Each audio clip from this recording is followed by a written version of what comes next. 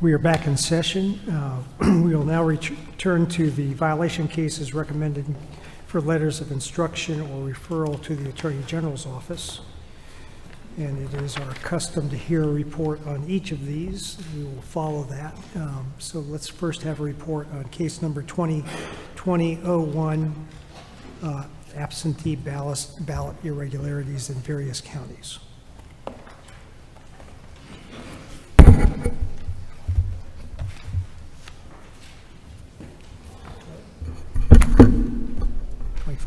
No, 12.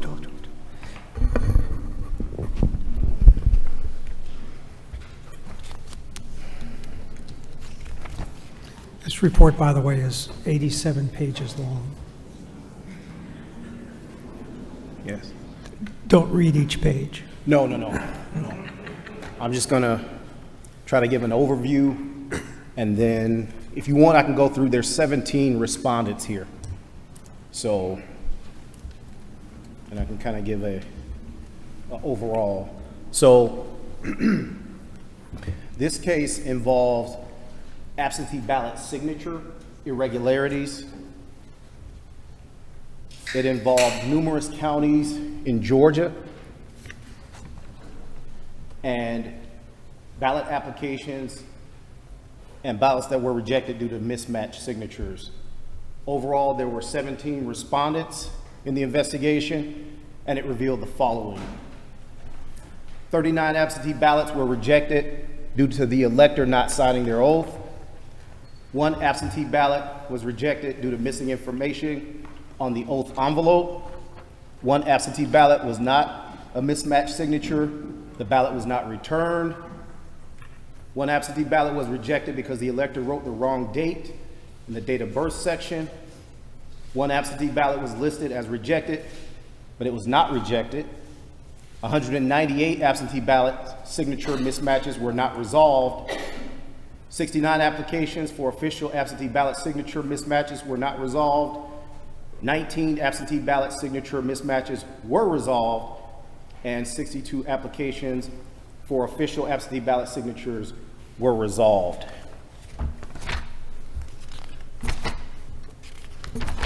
So, I mean, I can go through each one of the violations that we saw, the citizens and the circumstance, if you would like.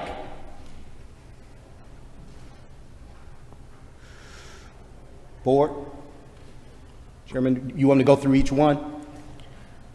I can do that if that's what the board. Can you maybe go over a couple of representative samples of what you saw with respect to violations that you found? Okay. So looking at the first individual, Mary Bryant. So during the November 6, 2018 general election, the Bartow County Elections Office received an application for official absentee ballot in the name of DeMarcus Bryant. The application was not signed in the name of DeMarcus Bryant. The signature on the application was Mary Bryant.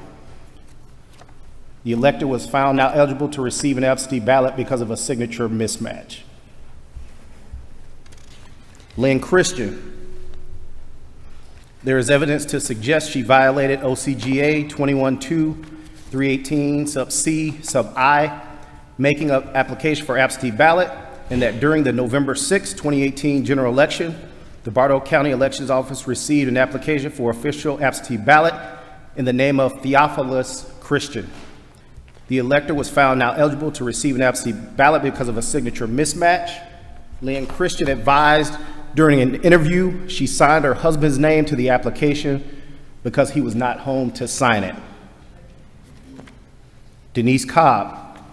There is evidence to suggest Denise Cobb violated OCGA 21-2-385A, procedure for voting by absentee ballot, and that during the November 6, 2018 general election, the Burke County Elections Office received an absentee ballot in the name of Janelle Jones.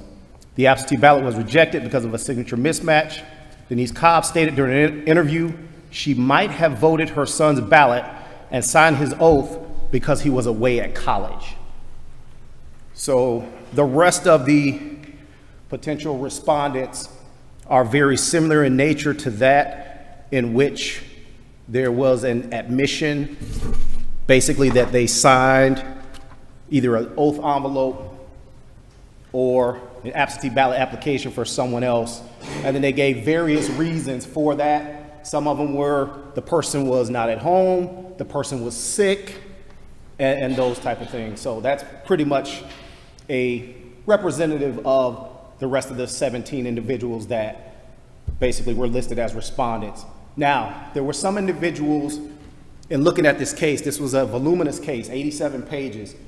There's a couple of individuals, upon further review, that we're going to take a look further at, specifically one in which a mother indicated that her daughter might have signed it. So we're following up on that. Just found out that the mother has since passed. This has been 5 years ago, but we're still trying to track down the daughter.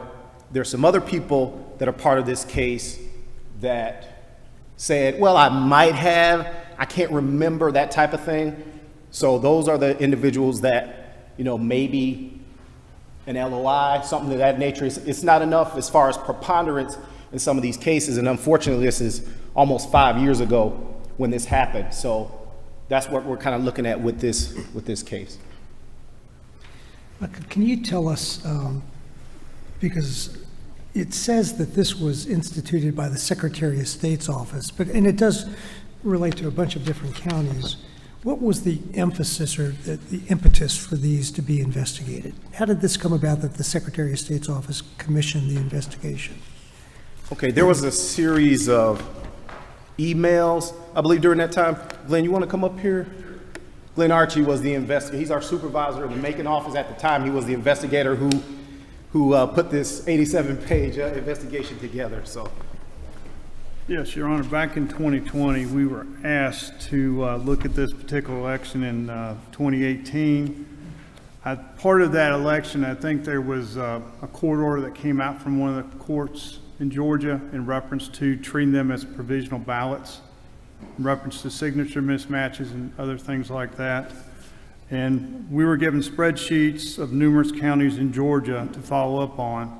So we had to have the Atlanta office and the Macon office to cover all these counties and contact the election offices and get the documents. And then, of course, interview the voters. And like the deputy chief said, there are several people that were cited for potential violations. But during the ones I spoke with, there were some where the family member had a stroke. They were not aware that they couldn't sign their name. There were several of those involved in that, and I informed them that I would include that information in my report, and then the board would review it and make a decision case by case. But that's pretty much in a nutshell. We were asked to review it and see if they were cured properly by the counties and all that involved in that court order. Okay. Well, we've all had a chance to go through this. It is lengthy. I would say I'm impressed with the amount of detail that you provided and the effort that you went with respect to each person. It's heartening to see that there's enough here for us to to review to say, that looks to me like the right conclusion that you reached as investigators. And so I appreciate all of your hard work on this. And I know that this took a long time to prepare, so thank you for that, and we appreciate it. Is there a motion with respect to this complaint? Should I?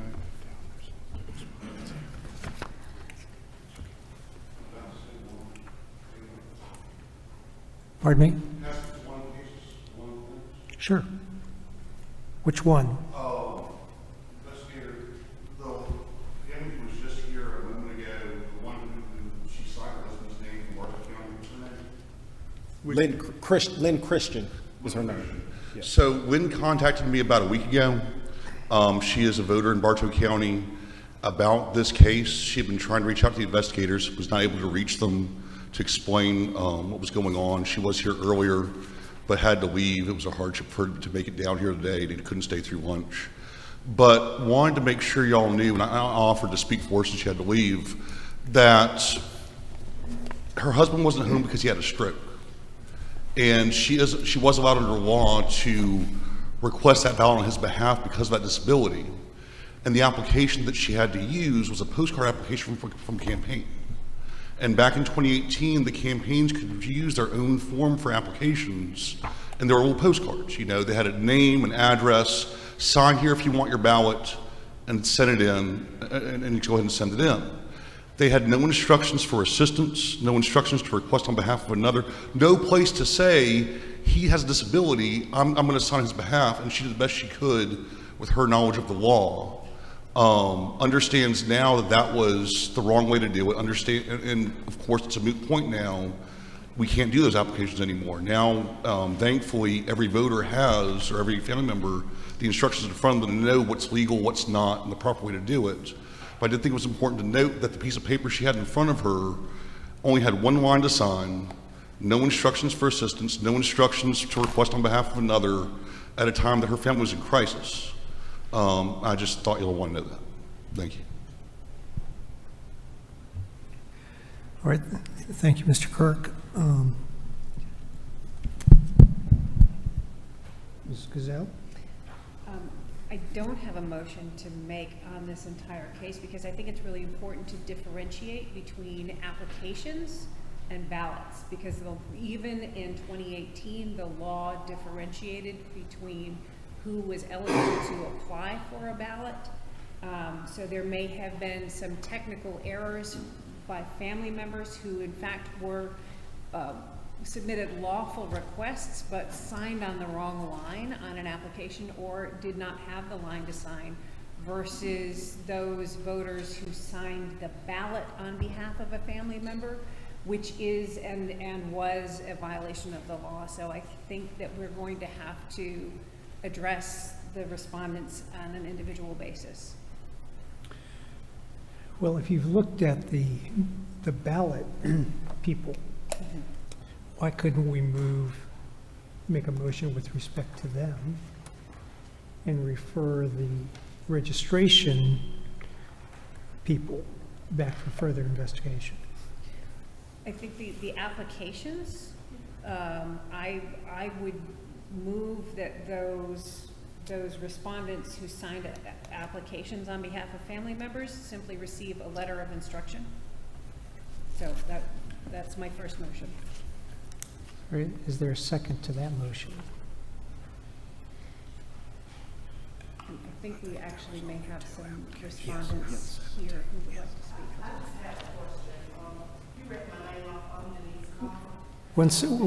One second. What number are you? Your seat number.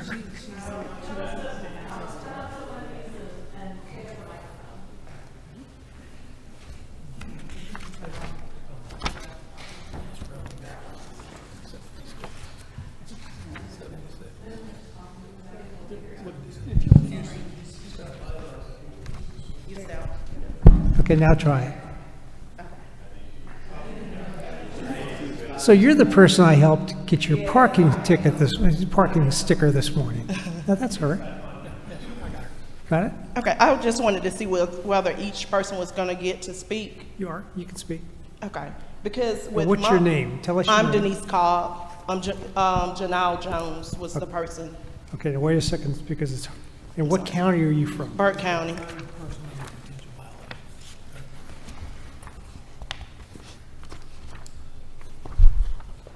Denise Cobb? Yes. Got it, okay. Go ahead. And with my case, they said that I signed for my son to vote, but I actually the date they did the investigation, I was driving, so my son called, and I ended up speaking to my son, and he was he was replying whatever I said to the person that was there. He said it was somebody's from the voters board. So I thought that they was talking about the application for him to get the absentee ballot.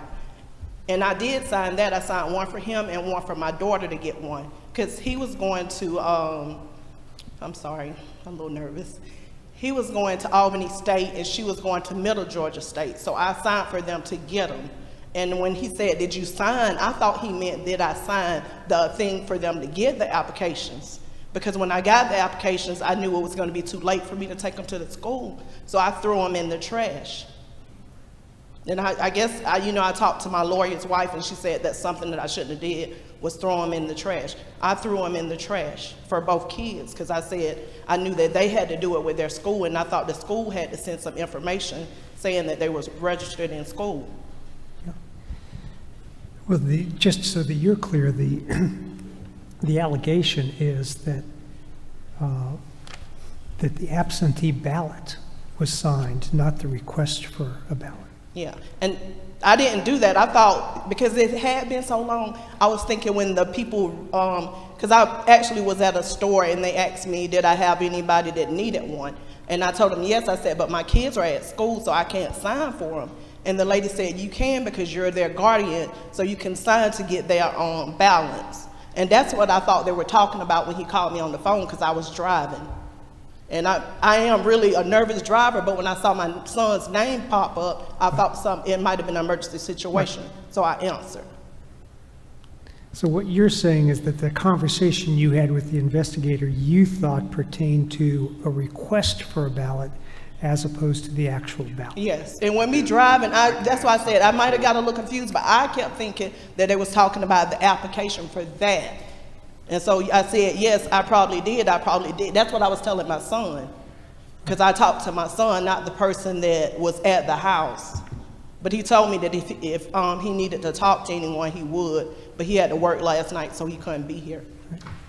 Do you know who signed his absentee ballot? I don't know, because I threw it in the trash. I didn't think that anybody would have, because it was him and my daughter.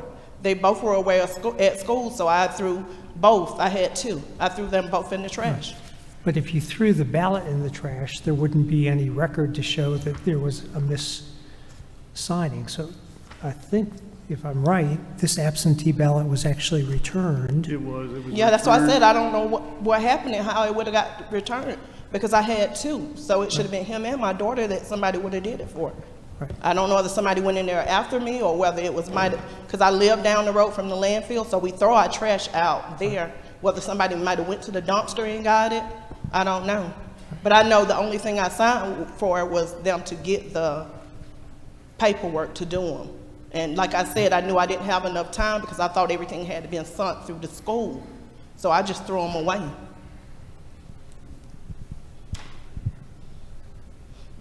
Can I add something, Your Honor? Yes. When I spoke with their son in reference to this case, he told me at first that he was not registered to vote. But then I went through my documentation. I pulled off the road so I could pull my documents. I said, you registered through DDS. And then he sort of remember registering to vote.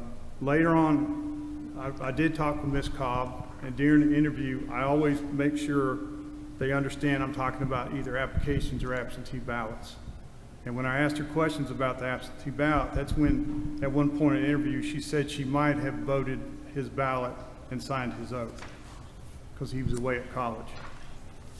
Your Honor, what date did I talk to him on? Because the only time I remember talking to somebody was when my son called me and I was driving, and I didn't talk to that person directly. I talked to my son because I remember the person saying, like making him repeat himself, and that was it. I never spoke to anybody directly. The only time I spoke to someone directly was when I got my package in the mail. And when I called then, I told him, I said, I didn't say that I signed it. I said, I think it was a miscommunication. And they said, well, if you want to go back on what you said, then you can do that, but this is what we have in the paperwork. And I said, I never talked to anyone directly. I talked to my son, and my son was delivering the messages. Did you ever talk to her son? I did. And what I did he say? contacted- He advised me, like I've already said, he said at first he wasn't a registered voter, but then I informed him he was. And then he had no knowledge of receiving an absentee ballot or voting one.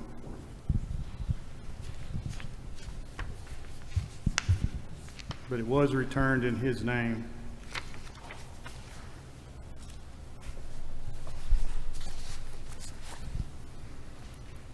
All right, any further questions, either of the respondent or the investigators? All right, thank you very much. Thank you.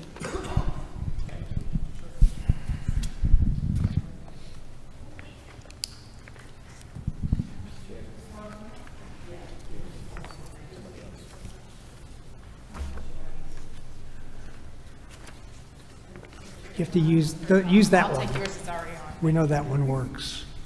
I'm Catania Combs, and I received a letter. Hold on for 1 second. okay. You would tell me your name slowly? Last name is Combs, Catania. Okay, thank you. You're welcome. I received this letter a few weeks back, and it blew my mind, but I contacted the number that, well, I pulled up a number on the internet and called and spoke to Gil. Gil told me to reach out to, well, he transferred me to Mr. Archie, I think, the next day. And I spoke to Mr. Archie, and he asked me, did I ever get interviewed? And I said, no, I was never interviewed, but my grandmother was. In regards to signing their ballots, her and my grandfather, since he's since passed, he passed in November, so he's not here. But they did speak to my grandmother, but I've always signed everything for them. She has trembles, whatever. He couldn't sign because he had a stroke.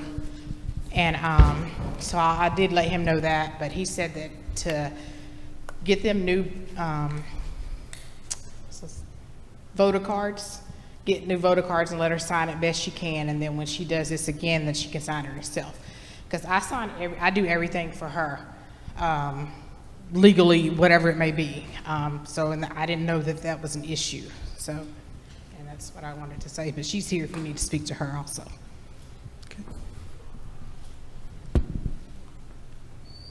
She being your My grandmother? grandmother, Sarah Scott, I'm sorry. Hi, Ms. Scott, thank you for coming down.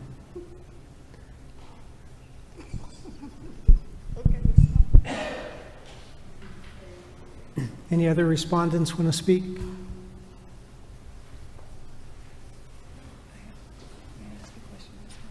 Yeah. I'm sorry, Mrs. Sarah Scott?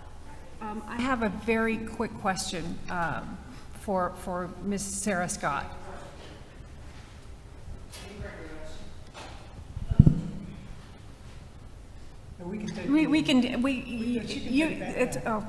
Yes, it's fine.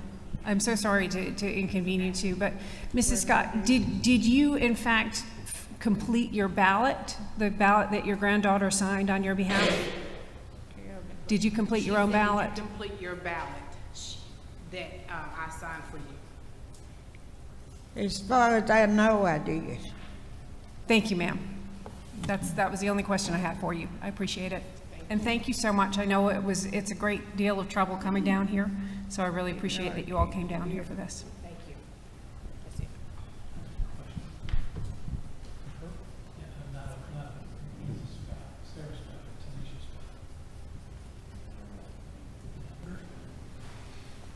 Tanisha, before you get comfortable, I have a question for you, if you don't mind. Need you to come back up. Sorry. If you hold that long enough, we give it to you. So you've done research you need to do to make sure that in the future, you're going to do this the right way? Yes, we are ordering new voter registration cards to let her sign it herself. Okay. So when this comes around again, next year, correct? Yeah, next year, I'll just assist her. I won't touch anything. Whether her signature is scribbled, you can barely see it, that's just how it's gonna be. I'm not touching anything, ever. So if we sent you a letter that said, don't do it again, Oh, you you're ain't not gotta going to do worry it about me, again? no. So that'd be a good solution from your mind, right? Yes, Okay. yes.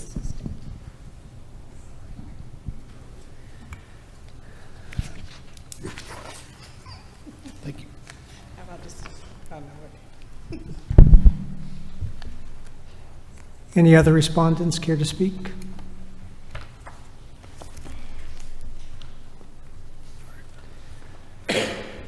I suggest that we maybe deal with these two on separate motions. Is there a motion regarding Denise Cobb?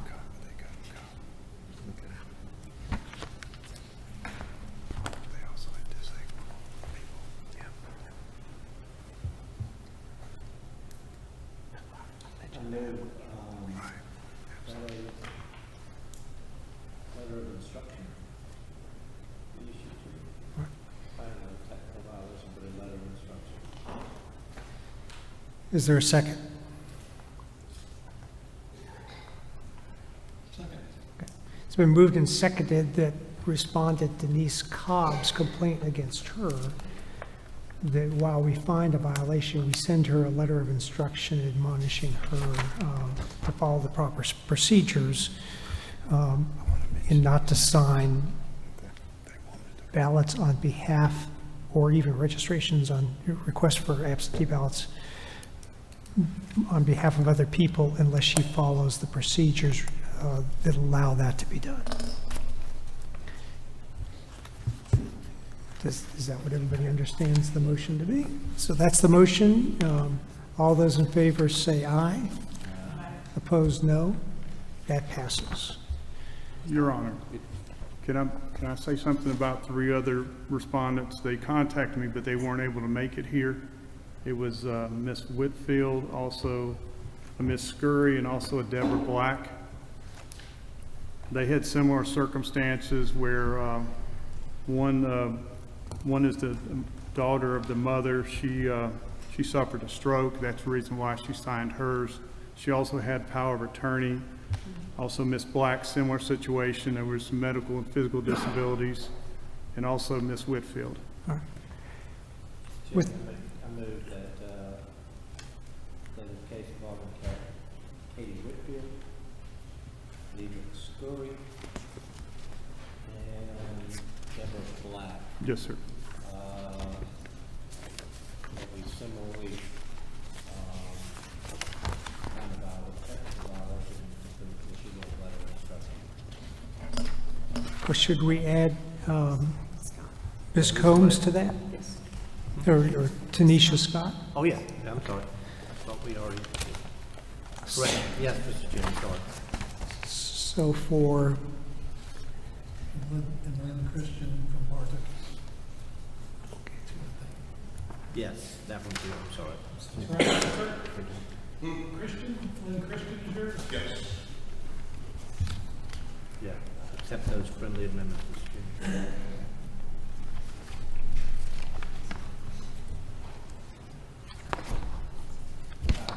where's Christian? On the front page.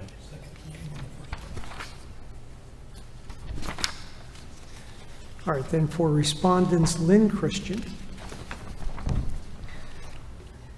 Denise Cobb, where do we do Denise Cobb? Katie Whitfield, Tanisha Scott, Deidre Scurry, Deborah Black. The motion is to find a violation, but to send letter of instructions requiring them to, where?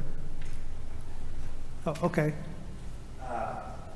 My name is Al Corbin. Can you? Let's try that, see if that's right. Keep just talking to the microphone.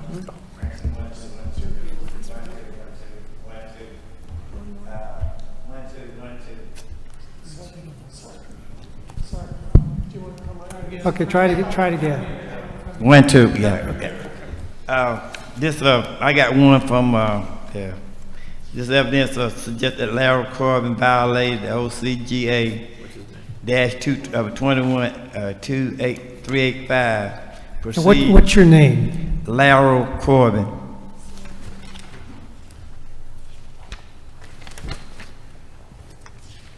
Give me 1 second until I... Got it. Okay, go ahead, Mr. Corbin. During the November 6, 2018 general election, the Taylor County election official received an absentee ballot in the name of Agnes Corbin. The absentee ballot was rejected because of the signature mismatch. During this interview of Ms. Agnes Corbin, she said that she did not know why her husband signed his name on her oath envelope. On the envelope. So the question is, for your wife, did you sign her name to the oath envelope? They're saying it's, I signed my I name. think he signed his name. To your wife's Yes, sir. oath? Did you do that? But like I told, I don't remember signing my name to.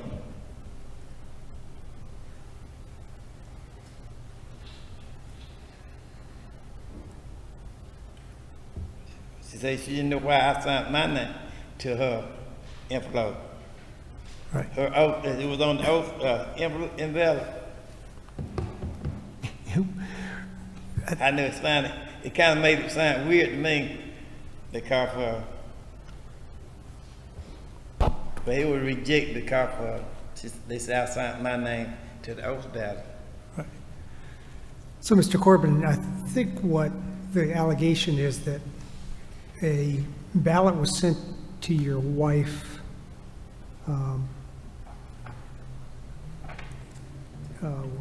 Agnes Corbin. Is Agnes Corbin your wife? Yes, sir. Okay. So when she was contacted, because it's her ballot that was being reviewed, the signature on the oath envelope, which is where you swear that the ballot is true and correct, and the person that's submitting it, your wife said she didn't understand why you had signed Yes. her oath envelope. And I think the only question we have is, did you sign your wife's oath envelope? If I did, it was by what I was consumed that it had to be witnessed. You had to have the ballot witnessed before to be returned in. Okay. So you're not denying that you did that, you just maybe Yeah, had yeah. a misunderstanding about it? Well, yes, sir. Okay. Mr. Chairman, can I ask the investigator, did he sign his name? He did, sir, yes, sir. His name was signed on her envelope. So in other words, he didn't try to forge her name, he just signed No. his own name? No, sir. Okay, that's, Helpful. okay, I understand. Mr. Chairman, I would add his name to my motion. All right.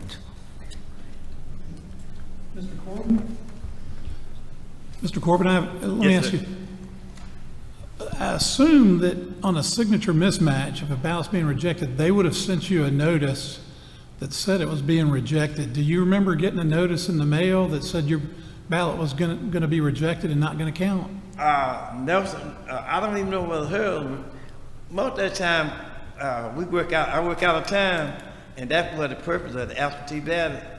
And after we had, after I got this letter, I know now from my own, I just don't need to get an absentee ballot. I just So try to, take Okay. the day off or whatever I need to do to just go and vote now.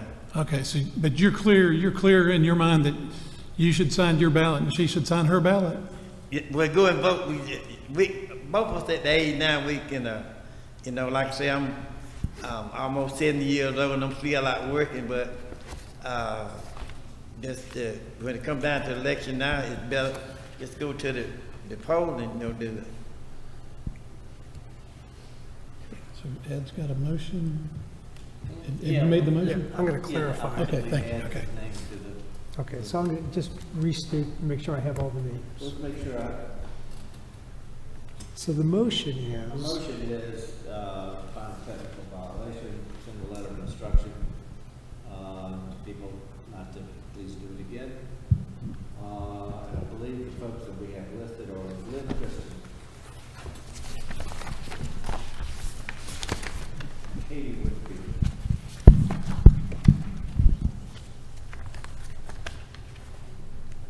Nidra Stewart, no, we have Kanaida Nisha Combs. Laurel, Deborah Black.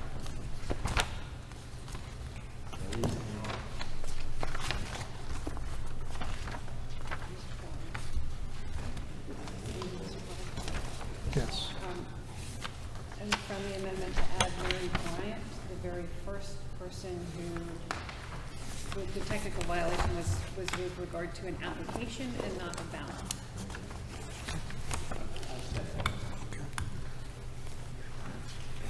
Just make, so here are the names I have. Mary Bryant, Lynn Christian, Katie Whitfield,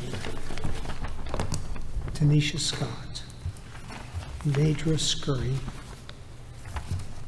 Laurel Corbin, and Deborah Black. So the motion is to find technical violations by these people, but to send them a letter advising them that they should not sign on behalf of other people and to follow the law as it respects to applications and ballots and ballot oaths. Okay, and has that been seconded? We need a second, yeah? I So second. it's seconded. Is there any discussion? Right? Just want to make the comment that this was in 2018. In 2019, the law changed rather substantially so that there is now a cure process. And I want to also commend the incredible investigative work that went into this. There were hundreds. I don't know that nobody can see the investigative files and all of the cases that were investigated and dismissed, which is a testament both to your work and to the work of the counties that they have undertaken over the years and making sure that they are taking their process and their signature review processes very seriously. So I just wanted to point that out and my thanks to you all. The other thing I'd like to say is this system works. So if we didn't have the respondents who took the time to come down here and provide the explanations to us that they have, we could not have reached this fair decision. So we appreciate the time and effort. Citizen participation is important in all things. And with that, I'll call for the vote. All those in favor of the motion say aye. Aye. All those opposed, no. The motion passes. So all the respondents that would rather spend time at places other than here, I encourage you that you may leave now if you like. You don't have to tell her twice.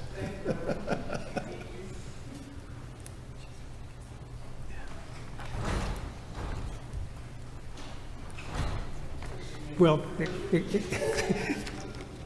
we're not locking you in. I mean, it's... Thank you.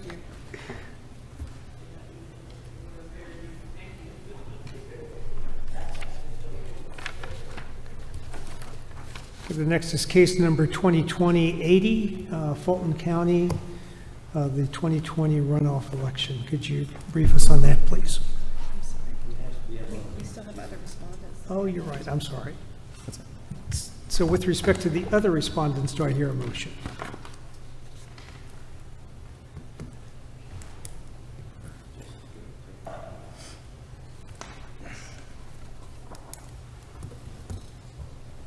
Chairman, I might suggest we take time. Beginning with Denise Cobb, and my concern about Ms. Cobb is that she maintains that the only thing she did was sign the application, but did not sign the ballot. But the ballot, if I could have the investigators up here, it's the ballot that was signed improperly. And at this time, I don't believe I have clear enough evidence, clear enough knowledge as to what exactly happened there. And for that reason, I would move that it be referred to the Attorney General, since there is a discrepancy in the testimony. Is there a second?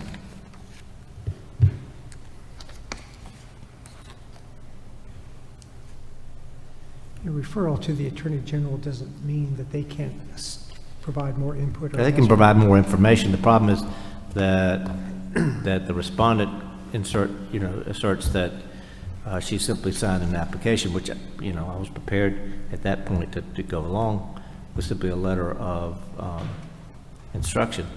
But the investigators found that the problem was with the ballot, not with the application. So there's a discrepancy. I think we just voted to send her a letter of instruction. No, I did not include her name on it. For that reason, is because there is discrepancy. Now, I don't know, it's a discrepancy that may be able to be cleaned up by the Attorney General's office, but we do have two different stories. We have but more specifically, we have the documentary evidence, and then we have her testimony, and they don't match. For that reason, I would send the matter to Attorney General for further investigation. Second. Okay, it's been moved and seconded that we refer Denise Cobb to the Attorney General's office for further investigation and appropriate disposition.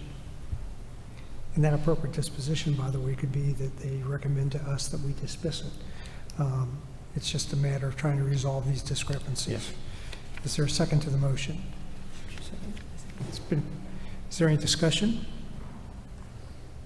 It's been moved and seconded with respect to Denise Cobb on 2020-01 that her complaint against her be forwarded to the Attorney General's office. There being no discussion, all those in favor say aye. Aye. Those opposed, no. Passes unanimously. Linda Howard?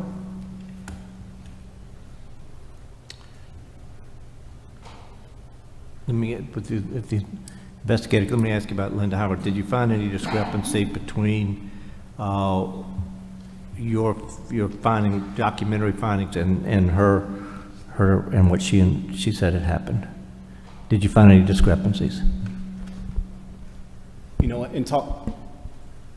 Supervisor Archie just left, but yes, I spoke with him, and he said that basically what she said and his investigation were totally two different things, and that what he found was what he documented in his interview with her, etc.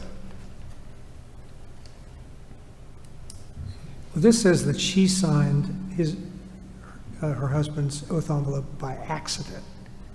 What was the accident? This is Linda. Linda. I thought we were talking about No. I'm talking about Linda Howard. I'm going down to the Howard. list. Okay, let's go back. Let me go back.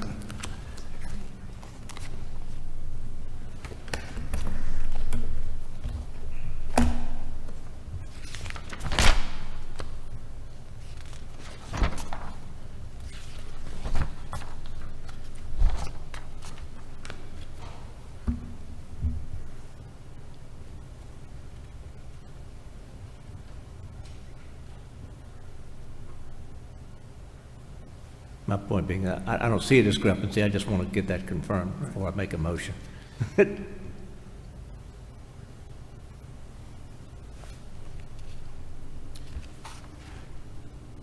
Yeah, it looks very similar to the previous where she signed her name to her husband's oath envelope. Okay. With that understanding, Mr. Chairman, I would move for us to take a similar position with finding of a technical violation and sending a letter of instruction to her. Is there a second? Second. It's Been moved and seconded that we find a technical violation for Linda Howard in this complaint and that she be sent a letter of instruction. Is there any discussion? Linda Howard should send Mr. Corbin a letter of appreciation. I'll leave that up to Ms. Howard's discretion. I don't have to draft that letter too, do I? All right, there being no further discussion, all those in favor that Linda Howard be found in technical violation but receive a letter of instruction, say aye. Aye. All those opposed, no. It passes unanimously. Teresa Davis. Mr. Chairman, if I can, same question. Did you find any discrepancy? But apparently she says that she signed her husband's name because of his medical disability. I guess two questions there. Number one, did y'all get a chance to talk to the husband? And was the documentary evidence consistent with what she claimed? I would have to get the file because the investigator actually just walked out. Let me get the file and I can go through the file.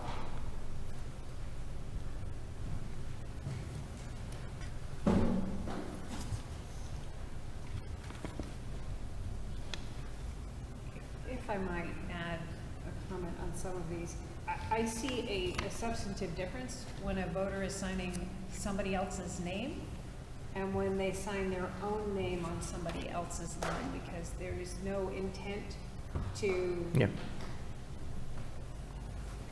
make anyone else believe that it's, when you're signing your own name, it's very clear that you're signing your own name. When you're signing somebody else's name, while there may not be an intent to defraud, that is still a fraudulent signature. Yeah, I think I agree with that, but it's ambiguous whether when they said they signed their husband's name, Yeah, that's what I'm whose looking name was signed. Exactly. That's what I'm looking for.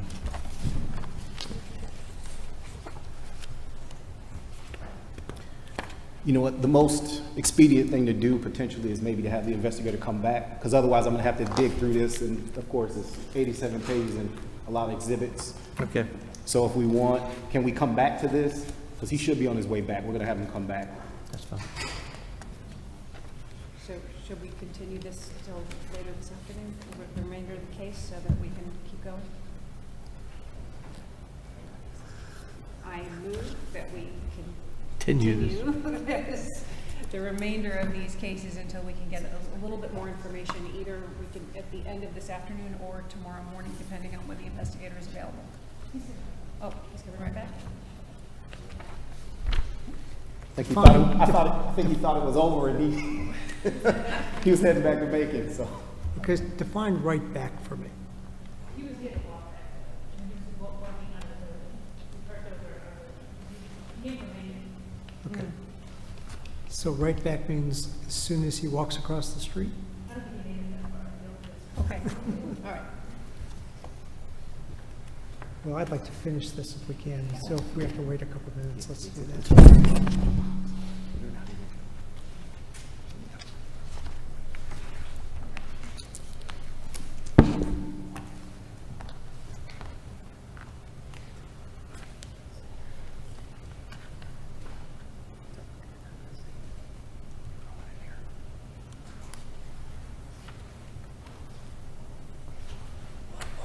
Let's take a look at the others.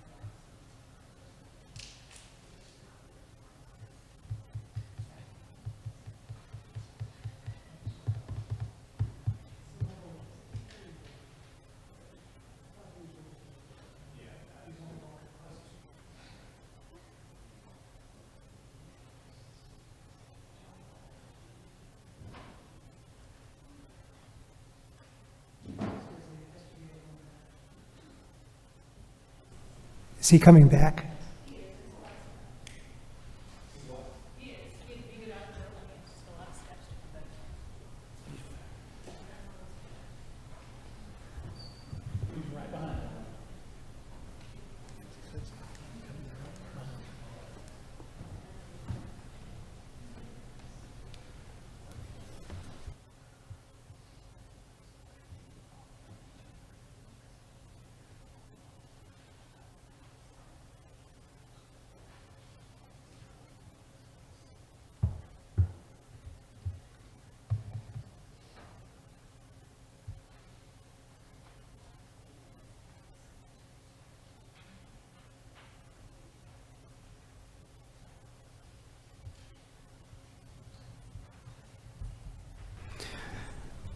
All right, I'll entertain a motion to defer the rest of these people for the first of the meeting tomorrow. Somebody make that motion? You did? For it till tomorrow? Yes. I so moved. Okay. Is there a second to defer the rest of the individuals on this complaint until tomorrow morning? Second. Is there any discussion? One question, does that mean that your investigator will have to drive back up from Macon again? So what about deferring it till the end of today? Well, tell me why he left. We're in the, He thought it was done with all ruling on, he didn't know that we were going to each individual. well, the next time he should ask whether or not we're done with his services. All right, we'll defer these until the end of the meeting. Is there any objection? All right, they're deferred until the end of the meeting. So let's go on to the next.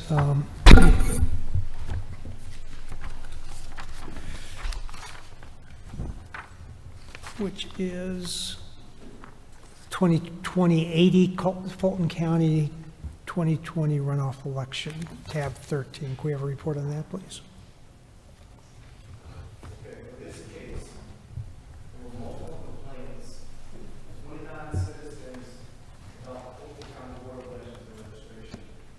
Complaints range from citizens not receiving their absentee ballots, to votes not being counted, and issues, problems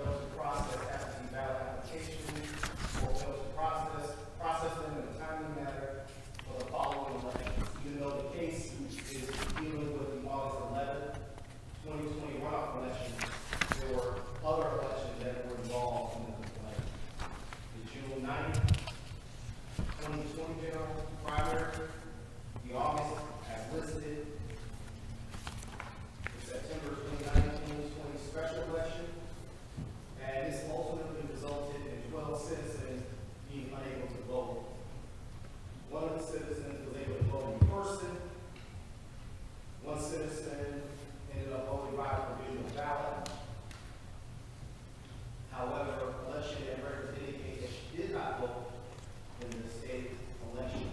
She was never notified of the reason why her vote was not counted. In addition, Fulton County did not approve her vote as part of the official tabulation, which would be a violation of CDA 21-2-437 sub D.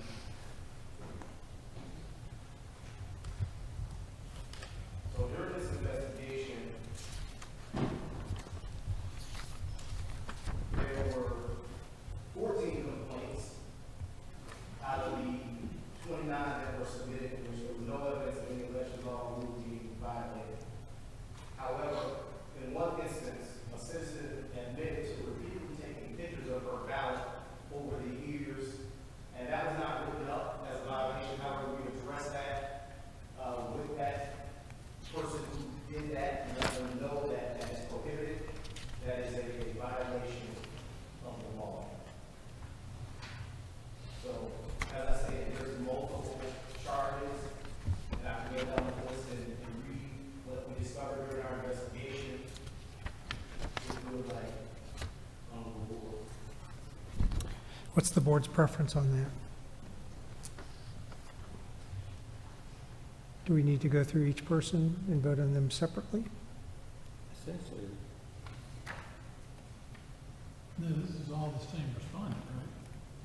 Yes. So I don't think we need to go name by name. It's just counts, multiple counts. Right. Yes. Was there a motion? Do we want to give the respondent an opportunity to speak to this? Yes. Does the representative from Fulton County want to speak to these?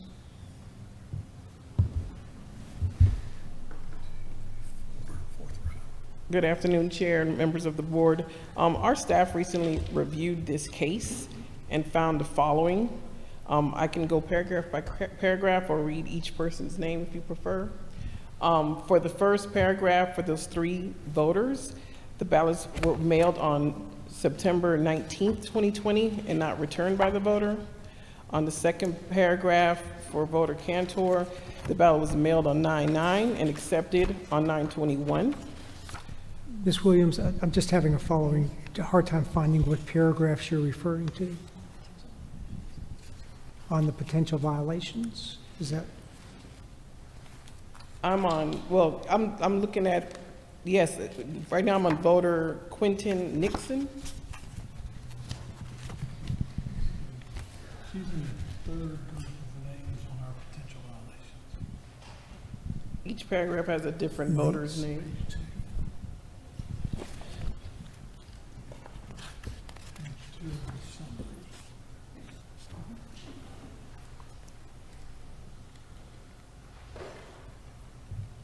okay, so let's start again. Cheryl Henning, Mark Olson, and Dorothy Bergenon.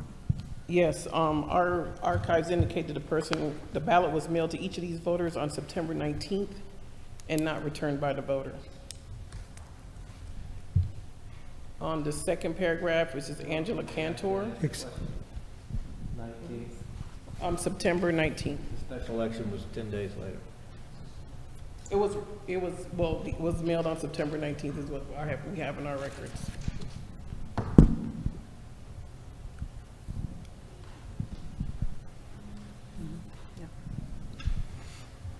Sorry. How long before the election are the ballots supposed to go out? 10 days? Prior to the passage of SB 202, they had to go out minimum at least 5 days before the election. So the Friday prior to the Tuesday election day.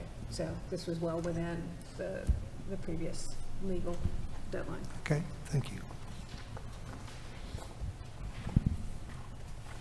Okay, for Angela Cantor, the ballot was mailed on September 9th and accepted on September 21st. For Mr. Nixon, for the June election, the ballot was mailed on May 17th and not returned. For the August election, the ballot was mailed on July 25th and not returned. For Mr. Robert Boyd, there are 16 electors that have the same name, so we would need more information to review that voter. On paragraph number... Ms. Williams, let me interrupt you real quick. So on the ones that you've already done, that you say that you mailed out the ballot on a timely fashion within the law, you want us to dismiss those, right? That would be your Yes. request? For our records, it was mailed timely. It was just, we did not receive the ballot back from the voter. Okay, it'd be very helpful to us, not that you were doing anything wrong, but just to help us out. If you think that you all complied with the law and did what you're supposed to say, just let us know that you don't think there's a violation and you'd like for it to be dismissed, and that'll help us keep score if that's okay. Okay, yes, sir. May I say that we believe that we complied with all of the voters on this list? You could probably just short it and say, Okay. in order to be dismissed or something. Okay. Just kind of help us keep up with it. Okay, yes, will do. Okay, so for Mr. Boyd, there are 16 electors with the same name. If you can provide more information, we could do more research on that voter, but we would like that to be dismissed. For Mr. Russell, we have no record of an absentee ballot request, so we would also like that to be dismissed. For Mr. Alphison, there is also no record of absentee ballot request, so we would also like that to be dismissed. For Vivian, and forgive me for the last name, Capernew, there is no voter under that registered name in our records. We would also like that to be dismissed. For the next two voters, Rachel Quas-Barth and Mr. Travis, the Jarvis system does not indicate what party those persons are registered for, so we're not able to confirm what ballot was mailed. It's not currently in the Jarvis system. And now I'm on paragraph 10, Mrs. Margaret Sullen. The next three paragraphs refer to that same voter, and per our records, the ballot was issued to her on August 7th. It was canceled, and our records show that she voted on election day. And we'd also like that to be dismissed.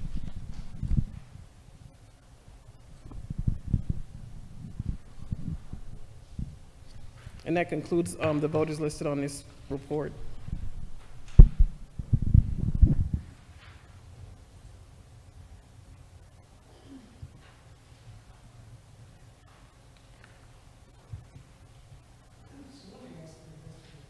This.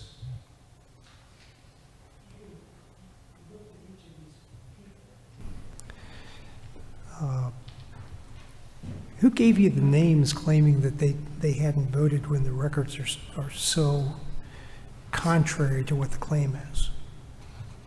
So one of the issues is that in those 17 instances, we didn't receive any information. And from the investigation, it looks like there was nothing on ElectionNet to verify what the Fulton County representatives are saying. So in many cases, there was a subpoena sent out requesting information on all these individuals, and that information wasn't provided to our investigators. Subpoena went to Fulton County? Yes, sir. Why did that happen? This happened in 2020, so I have no record of that, but if we can now provide supporting documents for everything that I read off today, we can do so. Well, but what I hear is that you were subpoenaed to provide the documents about these voters, and now all of a sudden you have the information. I was not subpoenaed. This is our previous director. Well, I'm not Yeah, saying so- you, I'm just you in the broad sense, the institution. I cannot confirm or deny that subpoena was submitted, but we do have supporting documents if needed at this time. Mr. Chairman, I move to continue, and ask the Fulton County, because, folks from Fulton County have indicated they're really just providing us with documentation. I would move to continue so that they can provide that so that they can provide that documentation to the investigator so that, if correct, we can deal with this expeditiously, but let's get the documentation to the investigators. So I move to continue. I'd amend that by saying that I'll continue it, but I will give you until the 1st of July to have somebody from your office come down and meet with the investigators and give them the information that you claim you now have. Okay, we will do that. Thank you. Thank you. With that friendly amendment from the chairman. Second. It's been moved and seconded that we continue these to the next, this entire complaint was SB 2020-80 to the next meeting, but that a representative from Fulton County meet with and provide to the investigators in this matter all of the underlying information that they claim disputes the recommendations and found violations in the report. Is there any discussion? Question. Are absentee ballot outer envelopes scanned before they're mailed? Did you say scanned? Correct. We have I believe we have a image of them before they're sent out. I'm sorry, a what? We have a record of them. There's a log that we keep as when they're mailed out. Okay. Is USPS tracking utilized for absentee ballots? No, we mail them through the postal mail. We do not put them through. I'm sorry? We mail them, you say UPS? USPS tracking? I'd have to, we do not currently have a system that tracks that, but we do, like I said, we do have a log of when it's mailed and stamped.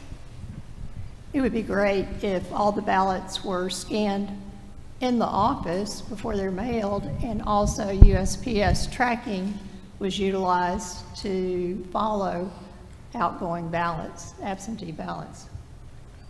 Well, while that's not part of the motion, and that might be a good suggestion, if USPS tracking is as good for the county as it is for my home, I'm not sure it's all that reliable.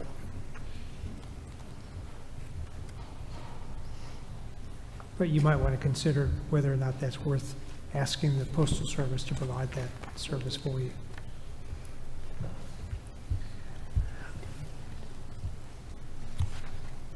Great. Any further discussion?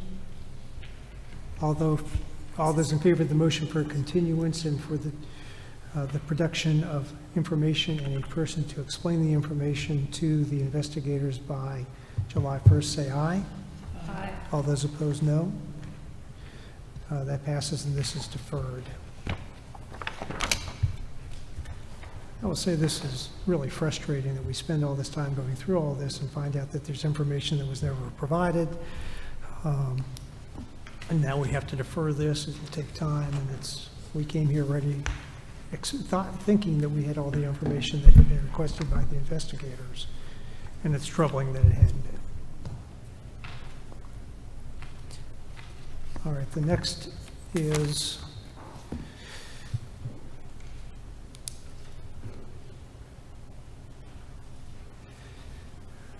case number 2020-201, Screven County, problems at the polls. Can we have a report on that, please? Yes. November 18th, 2020, investigations received complaints from the following electors concerning the November 3rd, 2020 general election. Caitlin Bell alleged that her and her husband, Leon Yates, appeared to vote at the Coopersville Fire Station precinct, and the poll pad machine indicated both had already voted. The staff allowed them to complete provisional ballots, and they both forgot to sign before leaving the precinct. Bell and Yates later returned to the precinct to sign, and they discovered that his ballot was signed by someone other than him. The voter crossed out the forged signature on the ballot and signed next to it. The provisional ballot was accepted and tabulated with election results. Thomas Ward appeared to vote at the Bay Branch precinct, and the machine indicated that he had already voted. He was issued a provisional ballot and later tabulated with election results. Natalie Starling alleged that while at the Hunters Community House precinct, she, along with several other voters, were informed that they had already voted when they had not voted in the election. She referenced Charles Hendricks, Laura Hendricks, Chris Tillman, Larry Rivers, Betty Lee, Tanya Burrows, and Benny Weathers and Michael Taylor in her complaint affidavit. The investigator met with Dorothy Glisson at Screven County Registrar concerning the allegations contained in the complaints. Ms. Glisson assisted the investigator by providing copies of provisional ballots for the following electors referenced in the complaints as having already voted: Ms. Starling, Ms. Bell, Mr. Yates, Mr. Matthew Ward, Mr. Hendricks, Ms. Hendricks, Mr. Rivers, Ms. Lee, Mr. Tillman, and Ms. Burrows all had provisional ballots that were accepted. All provisional ballots referenced above were accepted and tabulated with the November 3rd, 2020 election results. ElectionNet verification determined that electors Benny Weathers and Michael Taylor did vote in person. Investigator spoke with Caitlin Bell concerning her and her husband and their voting experience. She said that she and her husband were given voter access cards, and when they scanned them, a message populated on the machine stated that they had already voted. She mentioned that her and her husband had to vote absentee, though she meant a provisional ballot. And she thought everything was fine until she was contacted a few days later informing her that she needed to sign the ballot. When she returned to the office to sign the ballot, Leon discovered someone had forged his signature, so he crossed it out and then he signed it. The findings of this case were that Leon Yates' provisional ballot was signed by someone other than the elector. Poll workers Marilyn Harvey, Joyce Smart, and Arlingo Jackson neglected to ensure that Mr. Yates signed his ballot and denied having signed the ballot themselves. Ms. Jackson admitted completing the top portion of the provisional ballot, but denied having signed Leon Yates' name. There were 3 poll workers assigned to the precinct in question, and consequently all of them denied or could not recall having signed the provisional ballot in question. They did not ensure that Mr. Yates signed the provisional ballot, and the individual responsible for signing his name could not be determined. Therefore, the county election staff and the Coopersville precinct poll manager will be cited for the violation. The potential violations were for Screven County Board of Elections and Registration, Ella Rhodes, election supervisor, Marilyn Harvey, Coopersville precinct poll manager, for violation of OCGA 21-241B provisional ballots. When Leon Yates was allowed to vote a provisional ballot and staff did not ensure the voter certificate was signed by Mr. Yates, but ultimately by an unknown individual.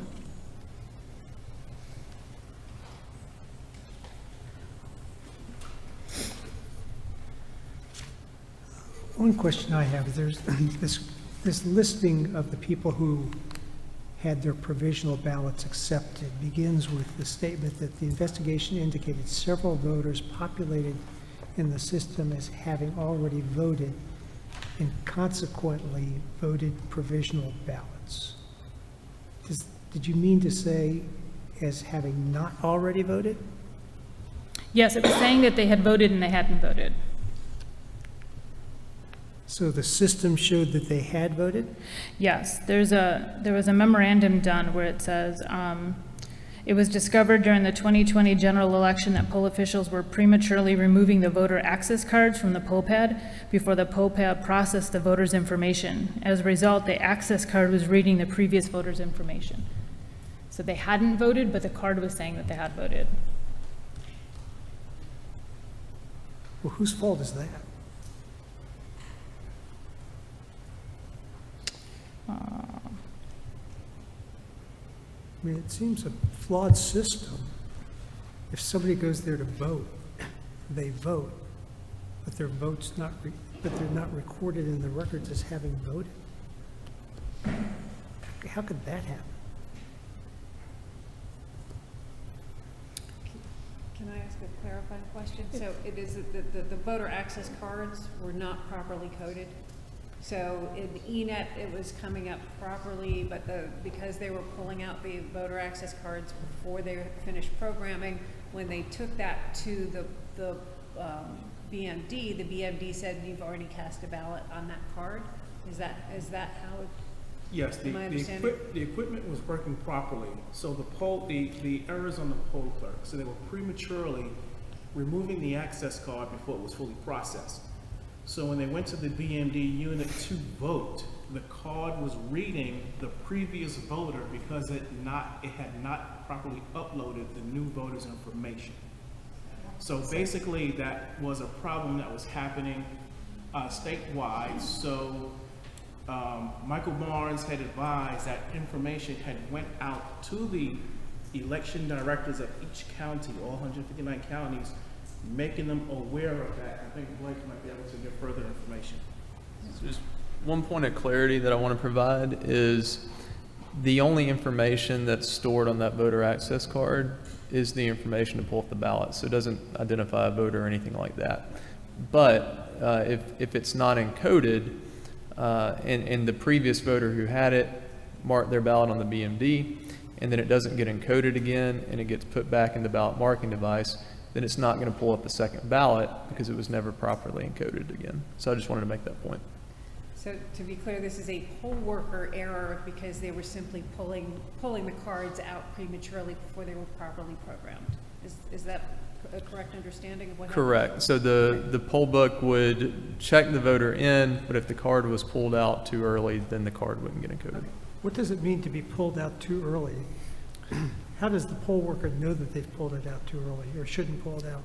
Well, so the poll pad, when the voter gets fully checked in and the card gets put in and gets encoded, there will be a screen or a check mark and actually a little sound that gets made that just says that the card has been encoded and everything's been complete essentially. The card can be pulled out and handed to the voter at that point.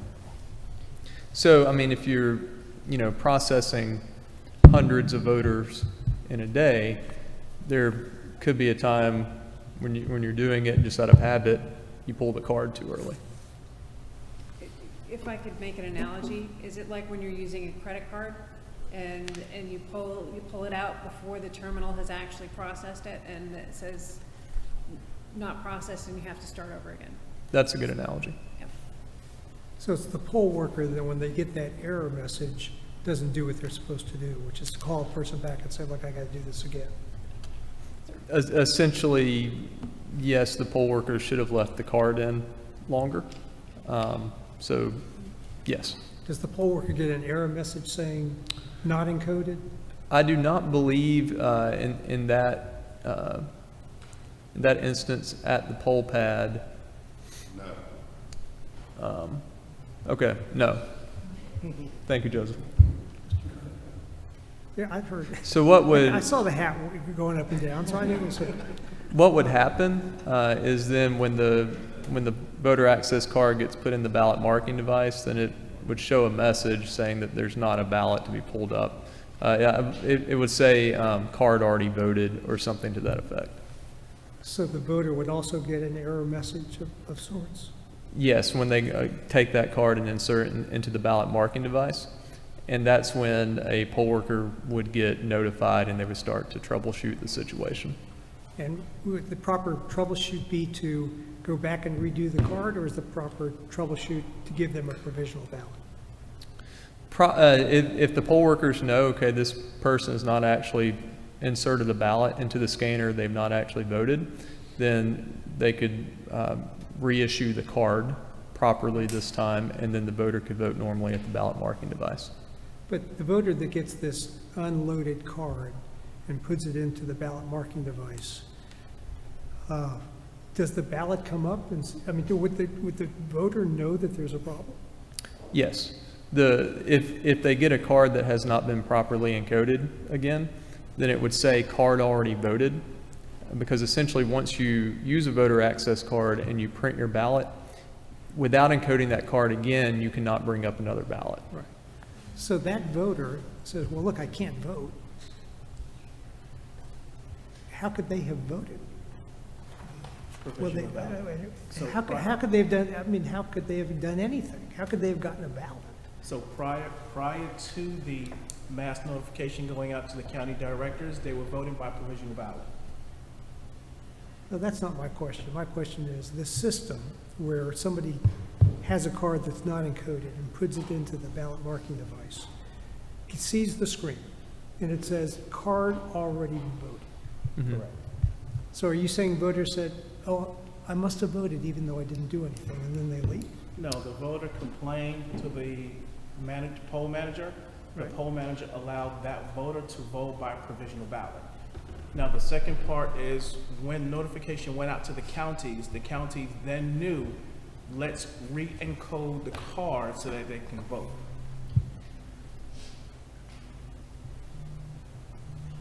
How many instances across the state did that happen?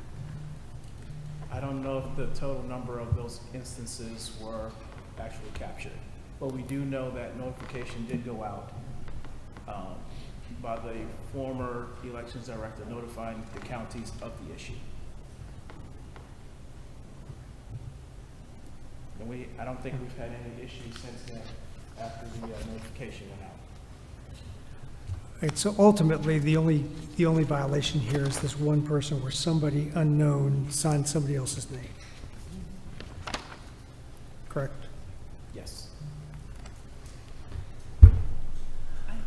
I have a couple other questions. Were all of these provisional ballots at the same precinct and on the same day, or was this scattered over the course of a couple of days? They were not at the same location. They were a couple different places for these complaints. They were at Hunter's Community, Bay Branch, and Coopersville Fire Station. Were there more than 3 poll workers at any of the locations, or did all of these polling places have only 3 poll workers at each site?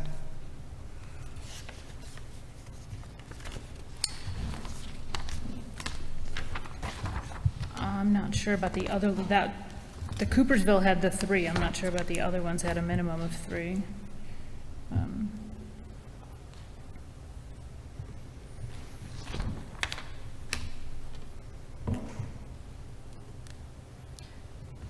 And this is not a violation, it's a best practices question, because there are so many moving parts that sometimes I can see where if you have enough poll workers and enough eyes on the polls and the voters, you can see that in fact this voter did not cast a ballot. We can reprogram a card versus not knowing and then being forced to go the provisional ballot route. So this is as much a learning opportunity and best practices question as a violation question.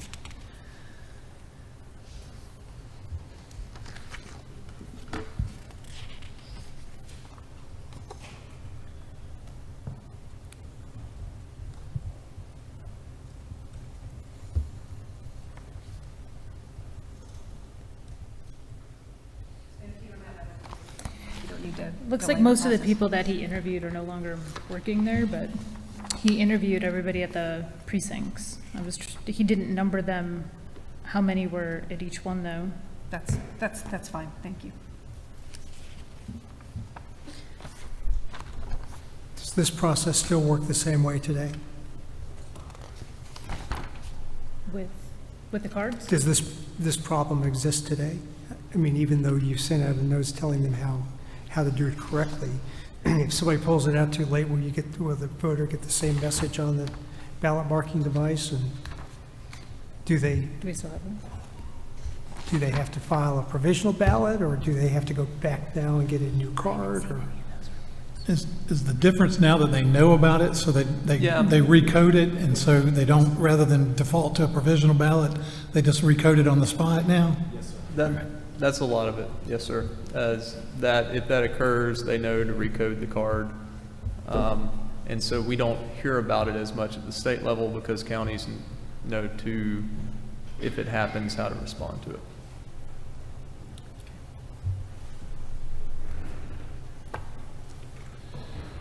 And so these people were allowed to vote by provisional ballot, and all except for one case, maybe, their votes were counted. They were allowed to vote, and the provisional balloting system that was innovative at its time worked. And in the old days, you just got, it's too bad you got sent home and you didn't vote. So the provisional balloting system worked, but there's a different cure now, so you don't have to resort to the provisional ballots, right? All the votes counted. 2 of the people did vote in person, though. Okay. That woman's affidavit had, so they did vote.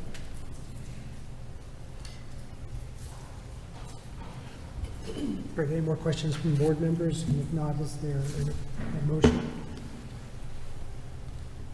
So we've got just one count of forging of voters to a provisional ballot or some form that they forgot to get him to sign it when he was there, and so they forged it, and then he came back and they went, oops, he's here. We don't need the forgery anymore. Okay, I got it. So I move. He crossed out the name. And then he signed it? Then he signed Okay. it. All right, so I'm convinced that's a violation and should be sent to the Attorney General's office, so I make a motion that one count be sent to the Attorney General's office. Any second? It's been moved and seconded that SCB 2020-201 be sent to the Attorney General's office. Is there any discussion? There being none, all in favor of the motion vote aye. Aye. Opposed, no. The motion carries. SB 2020-271 statewide buying contest. Do we have a report on this, please? Okay. This case involves 2 allegations. Hold on for 1 second.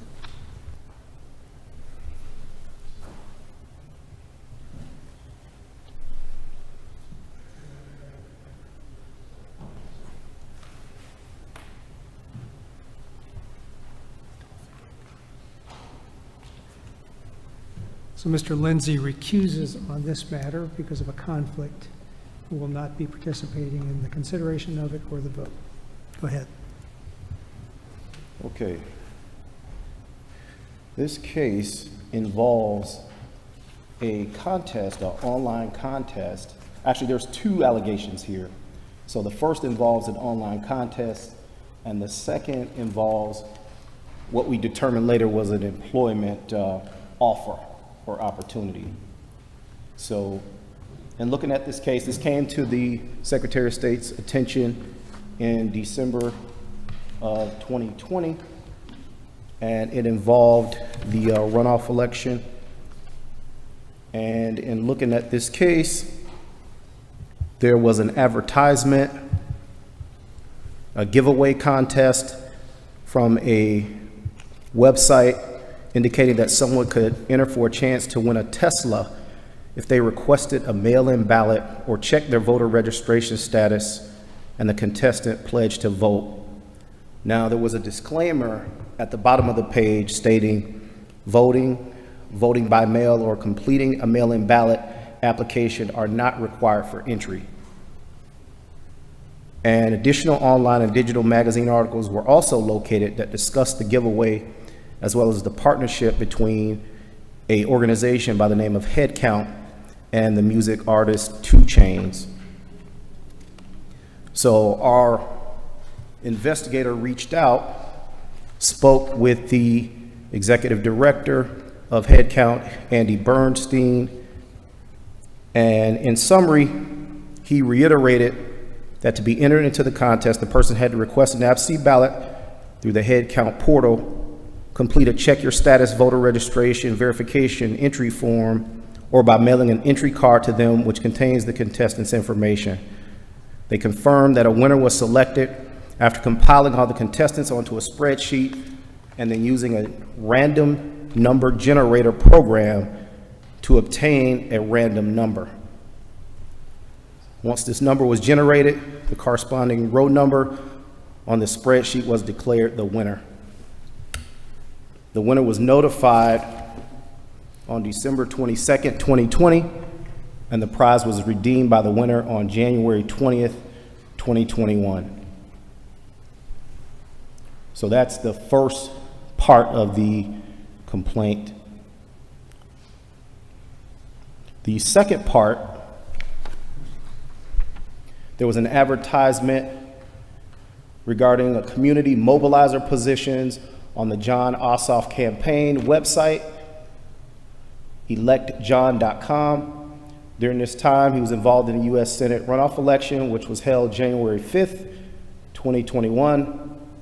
The advertisement stated, "Now hiring, apply now." And John Ossoff for U.S. Senate is looking to add people to our team who are willing and able to talk to their own friends, family, and community members about this runoff election.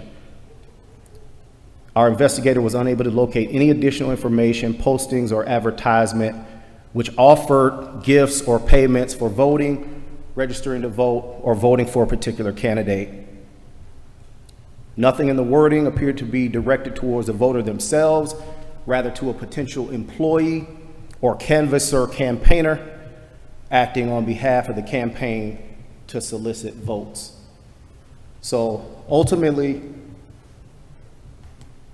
we did find evidence in the first part of the allegation based on the giving of the gift, obviously, the Tesla that was ultimately won by an individual. The second part we did not find because there was no offer for those things. It was more of an employment to be a canvasser or a campaigner for a particular campaign.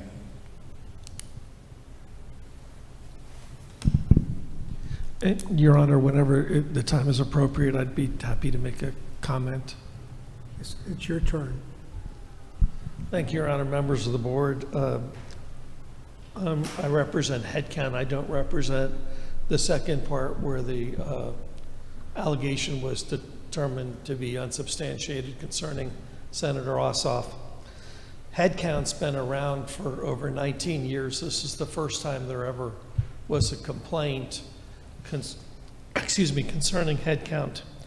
They're involved in civics initiatives. There were 3 ways to enter the contest. And as stated, way 1 was to check your voter registration status.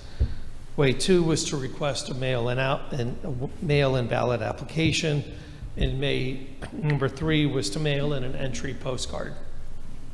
All 3 of those are fully compliant with OCGA 21-2-570. Crucially, registering to vote was not a method of entry. Whether someone voted or was registered to vote had no bearing on their chances of winning. The rules themselves specifically stated in numerous places, voting by mail, or completing an absentee ballot application are not required for entry. Once again, totally consistent with the code section. There was, however, an ancillary material as referenced that is a mistake that should have never gone out, that headcount feels terrible about, that was not consistent with the rules of entry, and that was not pertinent to the rules of entry. Headcount thought they were fully complying in the rush of the runoff for the Senate race. Quite frankly, as I mentioned, that was an error. It shouldn't have happened. Once again, they've never had a prior complaint with the state of Georgia. They acknowledged that that shouldn't have happened, and they would welcome a letter from this board of instruction and promise that this type of thing would never happen again. Thank you, Your Honor. All right, is there a motion? I move that we issue a letter of instruction as requested. Second. It's been moved and seconded that a violation be found and that there be issued a letter of instruction. Is there any discussion?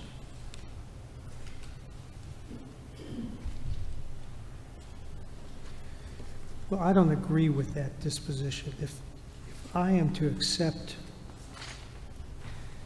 what is said in this report, it said that the mail-in ballot stated that you could enter for a chance to win a car if you requested a mail-in ballot or checked your voter registration and the contestant pledged to vote.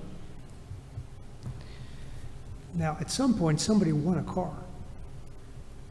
And so by pledging to vote or to do one of these 2 things, they in fact got an automobile in return for conduct, which I think is prohibited by the statute.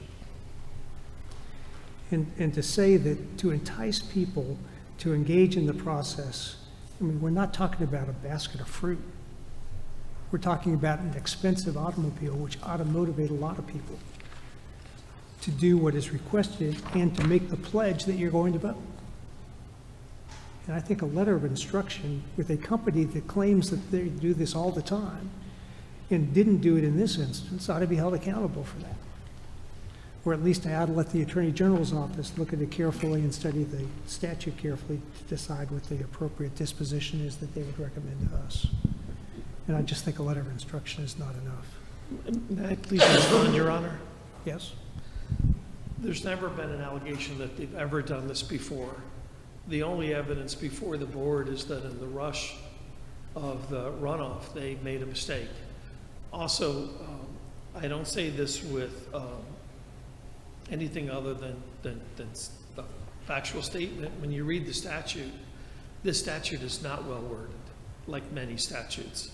And it literally says giving or receiving money or gifts for the purpose of registering as a voter, voting, or voting for a particular candidate.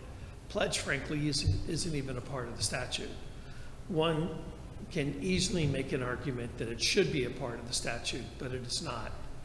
This company, this nonprofit is coming forward acknowledging a mistake was made in an advertisement. There is no evidence that the rules of the contest violated Georgia law.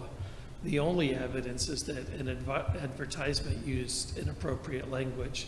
And I think there's a distinction between a contest that overtly violates the law and an advertisement that accompanied a contest that was inconsistent. And that's the only thing I would raise to the members of the board, and I appreciate your assistance.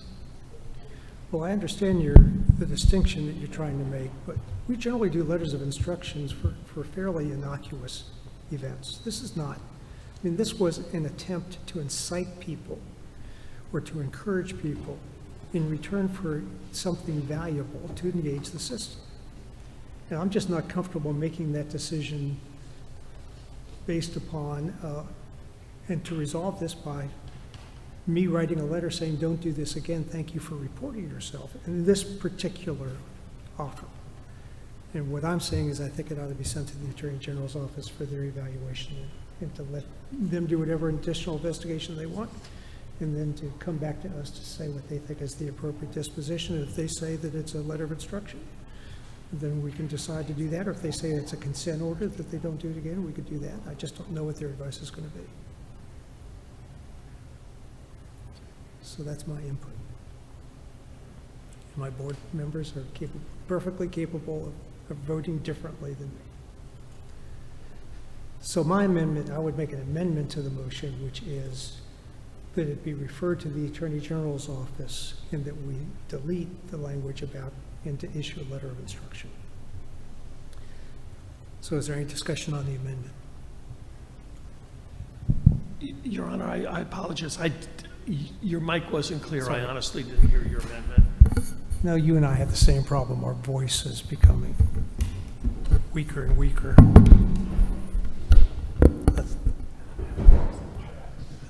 That's all I need. So my amendment is, the motion on the floor is to refer to the attorney, to find a violation and to send a letter of instruction. I'm making an amendment that we find a violation and that we refer to the Attorney General's office for further investigation and for whatever they decide is the appropriate disposition, which could be a variety of different things. I just don't know what they would recommend to the board or whether they would take it to a hearing. So the amendment is to delete after we find a violation, is to delete the language and to send a letter of instruction, and to substitute for that to refer to the Attorney General's office. So the amendment is to refer to the Attorney General's office, and now the amendment is open to discussion.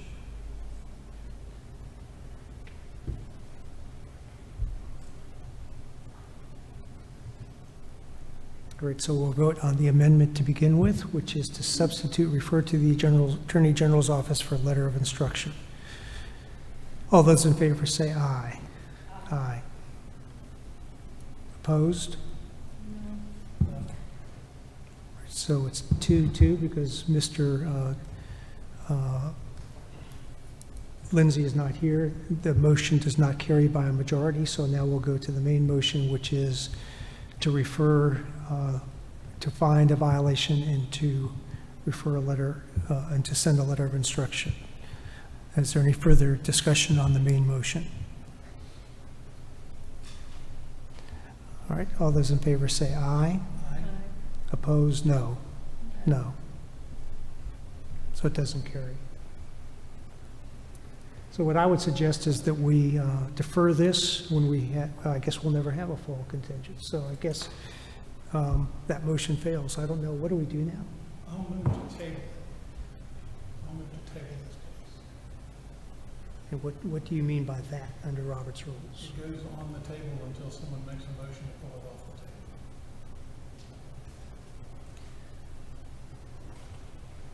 table. I find that exceedingly difficult for the respondent, because that just leaves it hanging there. So perhaps we should get into a little bit further discussion, and maybe we can try to figure out if we can move this. Because I think for the sake of the Attorney General's office, the investigators and the respondent, it would be in everybody's interest to try to get some kind of resolution here. If I can ask a clarifying question, Mr. Olens, was it very clear in all of, aside from the one advertisement, was it very clear that there was no action related to voting required in order to qualify to win this prize? Absolutely. It was listed in several places. When you look at the actual rules, which is about a 4-page document, approximately 3 times that's expressly stated. And how many? Where was this advertised? Was this in mainly social media, online? Online. Okay. And you know, but my client would be agreeable. I don't know if it would make a difference to the, you know, as far as this 2-2, they'd agree to meet with SEB and have an instruction program, whether it's Zoom, et cetera. They're not looking to do anything other than follow the law. And we're simply acknowledging that one page was in error. We're not looking to be anything other than fully compliant with Georgia law. You may not know the answer to this question, but how did the page that was sent in error get past? Is there a legal department or somebody serving, or is that you, or? No, it wasn't me, Mr. Okay. Rashford. I think candidly, in the haste of the runoff, a mess up arose.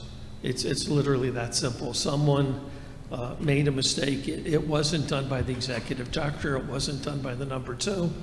But we don't deny that the mistake was made. All right, so, and your desire, your intention, y'all's attitude toward this is that we can't believe this happened and we don't think it'll happen again. No, our statement to the board is it should have never happened. We fully seek to comply with the law. We acknowledge a mistake was made on that one page, and we want to make sure it never happens again. And so if this were to get referred to the Attorney General's office, y'all would be of a mind, and I don't want to bind you to this or get into attorney advice or anything, but y'all would be of a mind that a cease and desist would be an agreeable outcome from y'all's position. I want to see the language in a cease and desist, Mr. Mashburn. I've noticed, you know, there's numerous types of cease and desist. They're no longer doing this. Yeah. This happened literally once. Unfortunately, this is the once. You know, this dates several years back. It hasn't again, won't happen again. And they're just coming before the board, frankly. They're not trying to play games with the board. They're not trying to be ambiguous with the board. They're acknowledging that one time was one too many, and that they will make sure it doesn't happen again. Well, I think the question was, would they object to entering into an acceptable cease and desist? Theoretically, they would not object. It's frankly a function of what is the exact language that the Attorney General's office would proffer. So if we refer it to the Attorney General with a statement from the board that the board is leaning toward a cease and desist as a favorable outcome, are we overstepping our bounds into their authority to negotiate the case? I have seen similar recommendations, I believe, before, where the board has thoughts on a case, but it can only be resolved under the consent order that went to the agency. I'm happy to make that, to agree to that recommendation. And I'm happy, you'll be involved in the discussion about what the cease and desist is, and I think that that's the practice of the Attorney General's office, as you probably know. Yes, sir. But if that's the case, if we refer it with the recommendation that it be resolved by a cease and desist order, I would entertain that motion. Second. So the motion is to refer this matter to the Attorney General's office with a recommendation that they enter into, in discussions with counsel for the respondent, a cease and desist order. And so that's the motion. Is there any further discussion? I would be interested to know the Attorney General's investigation, look into the markets that were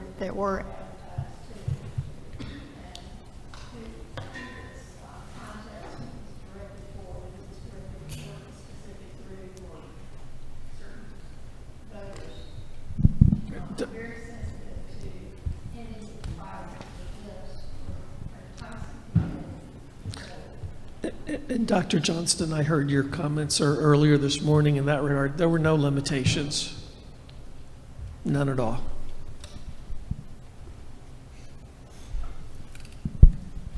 All right, any further discussion?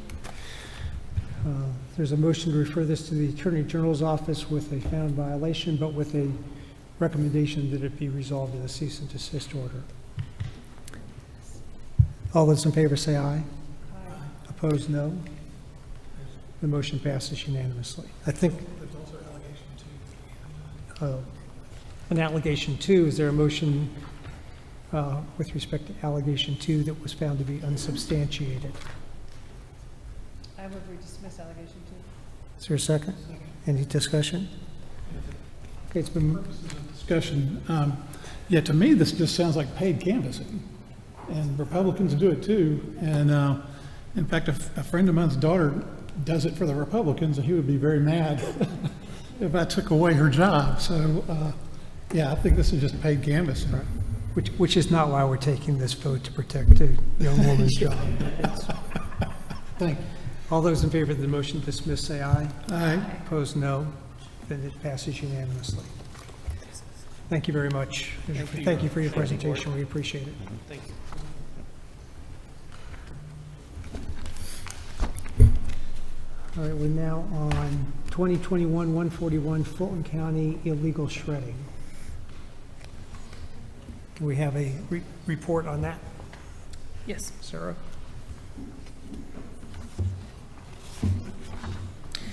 The Secretary of State office opened an investigation after receiving a report which alleged that 2 Fulton County election staff members improperly shredded voter registration applications, which they claim were illegible or otherwise unable to be processed, a potential violation of OCGA 21-2585, removal, destruction, or alteration of documents, and OCGA 21-236, periods of retention of applications.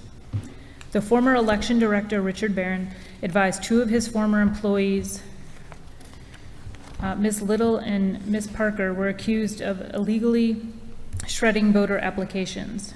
Richard stated that Ms. Dixon overheard Little and Parker talking to each other about shredding a registration applications that they couldn't read. The investigator spoke to Ms. Dixon, and she advised that they were sitting at her desk and heard the shredder running. Dixon stated they weren't supposed to be shredding anything, so she approached Little and asked her what she was doing. Little advised the applications were old. Dixon stated that Parker was handing the applications to Little to be shredded this time. According to another witness, Ms. Frazier, she heard Little state that she was going to shred voter registration applications that she could not read. Frazier heard the shredding machine turn on and saw Little shred documents that appeared to be voter registration applications. Frazier also heard Parker as little what she could with applications what she should do with applications she could not read, and Little responded with, shred them. Parker asked Little if she was sure, and Little laughed and stated that she had just shredded some and that people needed to learn how to write. Frazier advised that Little and Parker were shredding the applications and that Parker hid the applications behind the shredder and turned off the shredder because she thought the supervisor was walking into the room. Frazier said at that time she could see that there were shredding registration applications. The investigator emailed Patrick Eskridge to know how it was determined that Little and Parker shredded registration applications based on shred evidence collected. Mr. Eskridge stated that when the bag of shredded paper was retrieved, he looked inside and immediately recognized the shredded paper as voter registration applications based on their appearance. The investigator obtained from Fulton County Elections Office Deputy Director Patrick Eskridge the standard operating procedure when registration clerks encounter an application which is either not legible or unable to be processed. And in summary, the clerk is supposed to conduct additional research to attempt to identify the registrant. For new voters, the clerk should have entered as much information into ElectionNet as possible and checked the missing box if any information was missing. If a registered voter's street is not found, the voter was to be sent a letter and the application retained until the deadline on the letter expired. The findings on this case are the allegation that 2 Fulton County election registration clerks improperly shredded voter registration applications, which the respondents claim were not legible or otherwise unable to be processed, is substantiated. The actions of the 2 respondents were witnessed by 2 other election office clerks. The bag of shredded material was collected and secured by election supervisors and turned over to the Fulton County DA's office. Based on their appearance and texture, some of the contents of the bag were immediately identified by election supervisors as voter registration applications. Potential violations were the OCGA 21-585 and OCGA 21-236 for Rhonda Parker and Shimon Little. Thank you. Are there any questions for the investigator? Is the respondent, or either of the respondents here? I can make a statement for Fulton County. In regards to that, yes, there were 2 workers that reported that they saw their co-workers commit this act. Our department reported it to the DA. Our department reported it to the SOS. We also made a public statement for any voters at that time who had submitted applications, if they have not received verification, to make sure that, their application was processed, to make sure that this incident, and also those employees were terminated immediately. And to make sure that this does not reoccur, we removed the shredder from the work area and repurposed one of our absentee drop boxes as a lock place to place the items that need to be shredded at a later date. Well, you're not And a I do ask the case to be dismissed if possible. Well, first, you're not a respondent. Only the 2 individuals are respondents. So is there a motion? I motion that we bind these 2 respondents over to the Attorney General's office for further disposition. It's been moved and seconded that we refer this to the Attorney General's office for further investigation. And I think the Attorney General has the option, assuming that there's criminal liability, that they could refer this to the district attorney. So that's the motion. Is there any further discussion?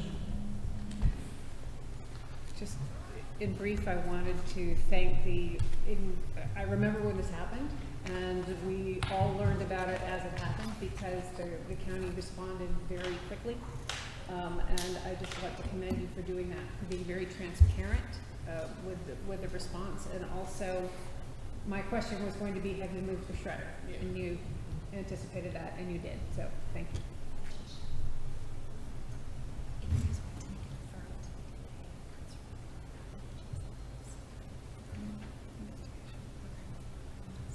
I mean, it can't go to you, but you could tell us.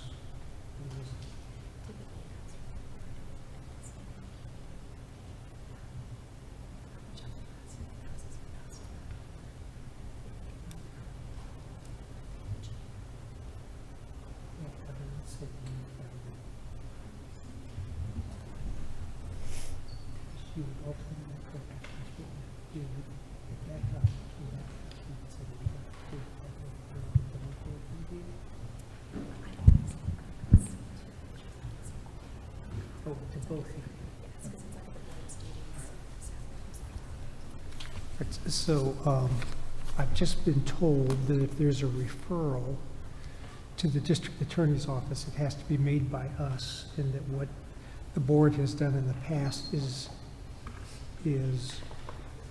voted to refer it to the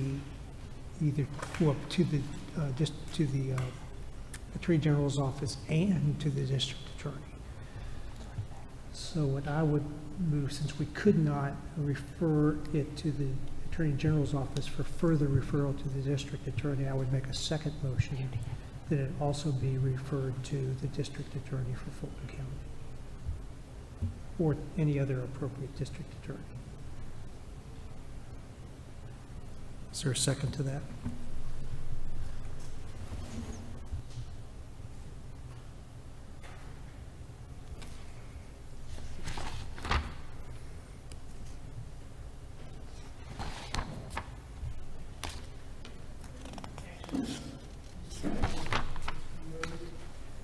That in fact it has already been referred to the district attorney's office so that we don't have to make that recommendation. In fact, there's some question about they had custody of the shredded ballots or the applications, and that they were investigating these two women. So it's not necessary to do that, so we can move on to the next complaint. And thank you very much, Beth, for telling me that. Are we going to refer this to the Attorney General's office? We've already voted on it. Yeah. Hey, you forgot something. That's good. All right, the next case is 2022-088 Gwinnett County out-of-state voter.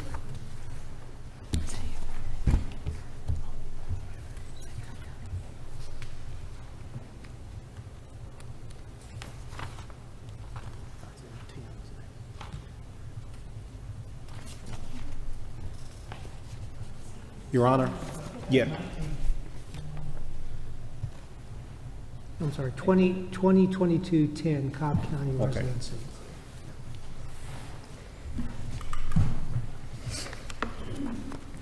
Okay, this case was brought to the attention of the Secretary of State's office February 2nd, 2022, after we received a letter alleging that a Miss Samara Tushban was a resident of Barrington, Illinois, when she requested an absentee ballot from Cobb County and voted in the November 3rd, 2020 general election.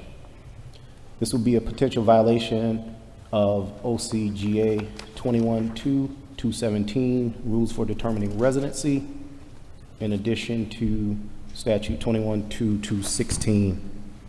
So our investigator conducted a search of the Cobb County Tax Assessor's Office on Mrs. Tushban's listed address in Marietta.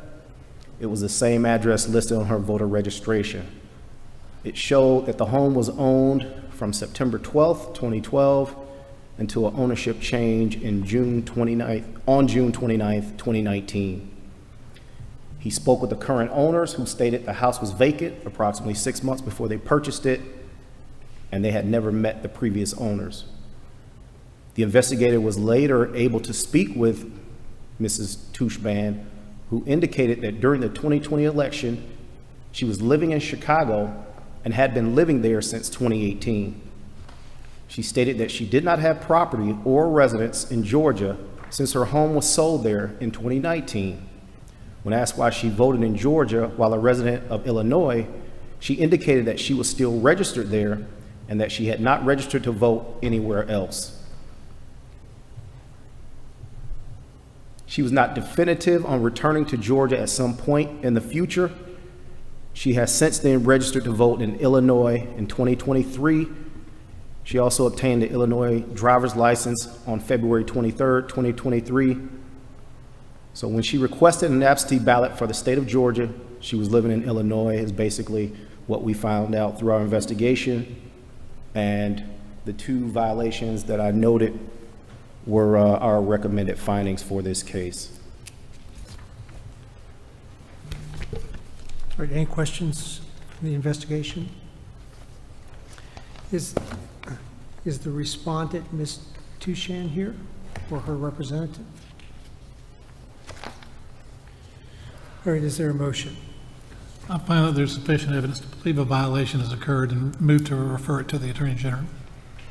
Is there a second? Second. All right, it's been moved and seconded that case number 2022-10 be referred to that a violation be found and that it be referred to the Attorney General's office. Is there any further discussion? There being none, all those in favor of the motion say aye. Aye. All those opposed, no. Then it is referred and the motion passes unanimously.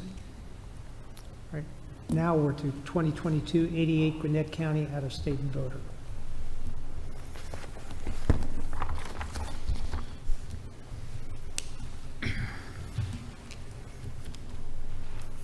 On 5/21/22, we received a complaint via the online reporting system that two voters, Kyler Knudsen and Kevin Knudsen, live out of state but voted in Gwinnett County, Georgia during the early voting for the general primary election, May 24th, 2022. On 5/25/22, Kyler Knudsen returned the investigator's call and advised he currently lives in Alabama. He advised he used the Sugar Hill, Georgia address and is the only permanent address he ever had. He advised he went to college in Alabama and graduated in 2019. He advised he was unsure about staying in Alabama until recently, about a week ago, before 5/25/22. He advised he recently decided to stay in Alabama and is closing on a house. And he will become an official Alabama citizen after the closing of the house is complete. Through research, the investigator learned Kyler has an Alabama insurance license. She spoke to Ms. Moore of the Alabama Department of Insurance, and she confirmed that Kyler has an Alabama insurance license. She advised when Kyler applied for the license, he applied as an Alabama resident and listed Alabama as his home state. She advised Alabama does not offer a resident or non-resident option when applying for an insurance license because it is not a requirement to live in Alabama to obtain an Alabama insurance license. She also confirmed that he would not be able to sell insurance in Georgia with his Alabama insurance license. Kevin Knudsen called and advised that the Sugar Hill, Georgia was still his permanent address. He advised he left for college and graduated in 2020. He advised he currently works a remote job for Cigna and he is still uncertain as to where he will end up permanently. He advised he goes between Georgia, Tennessee, and Arizona. He advised he never voted in any other election outside of Georgia, and that has been confirmed by the General Counsel for the Arizona Secretary of State. Through research, the investigator learned that Kevin has an Arizona insurance license. She called Arizona Department of Insurance and the financial institutions to inquire about an Arizona insurance license. It was confirmed that Kevin has that Arizona license. It was advised that Arizona has a resident and a non-resident option for insurance licensing, and in order to obtain a resident Arizona insurance license, a person must be a resident of Arizona. It was confirmed that Kevin applied for the Arizona insurance license as a resident. It was confirmed that with an Arizona insurance license, Kevin would not be able to sell insurance in Georgia. On June 6th of 2022, Steve Knudsen returned the investigator's call. He advised he had been away on vacation. He confirmed that he lived at the Sugar Hill, Georgia address. When she asked him who lived at his residence, he confirmed his wife, his parents, his oldest son, son's wife, and child. He advised that Kyler and Kevin have kept that address as their primary address because they are currently working on their first careers out of college. The allegation that Kyler and Kevin reside outside of Georgia were substantiated. It was confirmed they both voted in the general primary election, May 24th, 2022.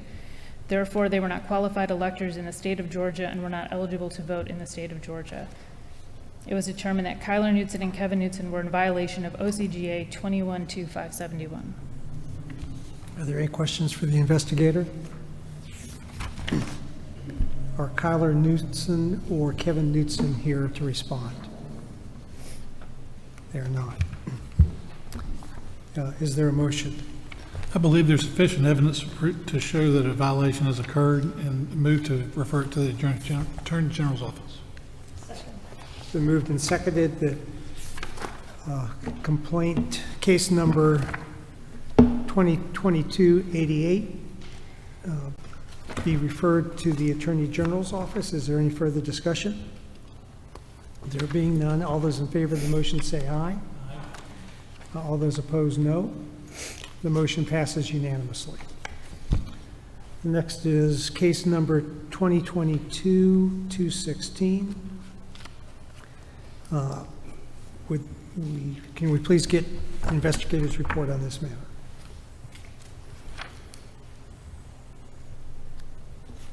The Secretary of State's office initiated this investigation after it received a complaint alleging that the City of Ranger has not sent in any election results, a potential violation of Official Code OCGA 21-277.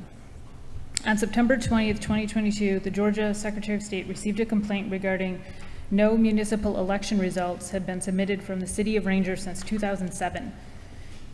Chad Stamey, City of Ranger mayor, stated that he was appointed mayor in 2017 due to the lack of citizens attending and participating in city meetings. Mr. Stamey stated that the city has approximately 100 residents and hardly any of the residents come to the city meetings or participate in city business. He also stated that when he was appointed to mayor, he had been serving as a city councilman since approximately 2014 or 2015. He stated that the city has not held an election during his involvement with the city. Therefore, there would not have been an election results to forward to the state.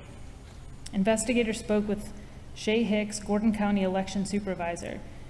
Ms. Hicks stated that the city no longer contracted with Gordon County to supervise or operate the municipal election since 2007.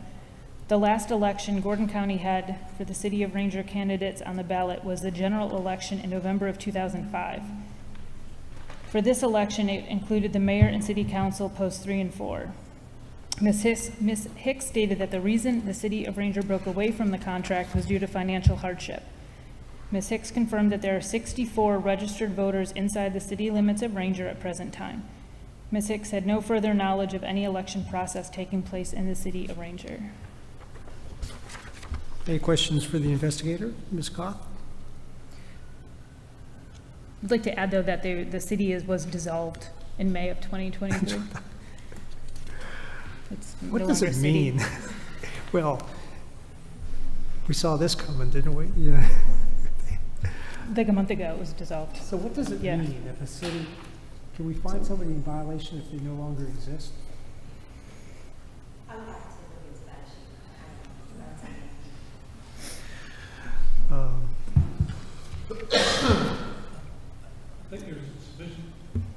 Referred I to. think there's sufficient evidence to show that, or to indicate that a violation has occurred. And I'll leave it to the Attorney General to figure out what the dissolution of the city means. So that's my motion. Is there a second? Second, with the comment that if you are statutorily obligated to hold an election, you need to hold the election. Even if there's only one person on the ballot, you still have to hold the election.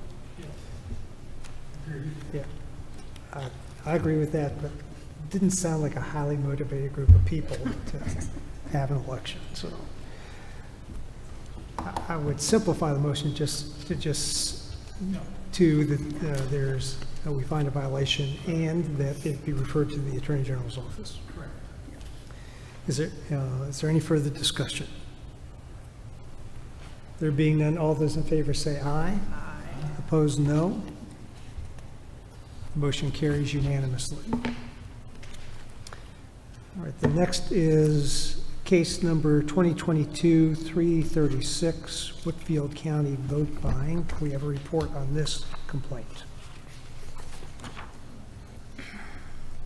The Secretary of State's office opened this investigation on November 4th, 2022, following a complaint from Ms. Valdez of Chattanooga, Tennessee, regarding Whitefield County resident Angelica Angeles.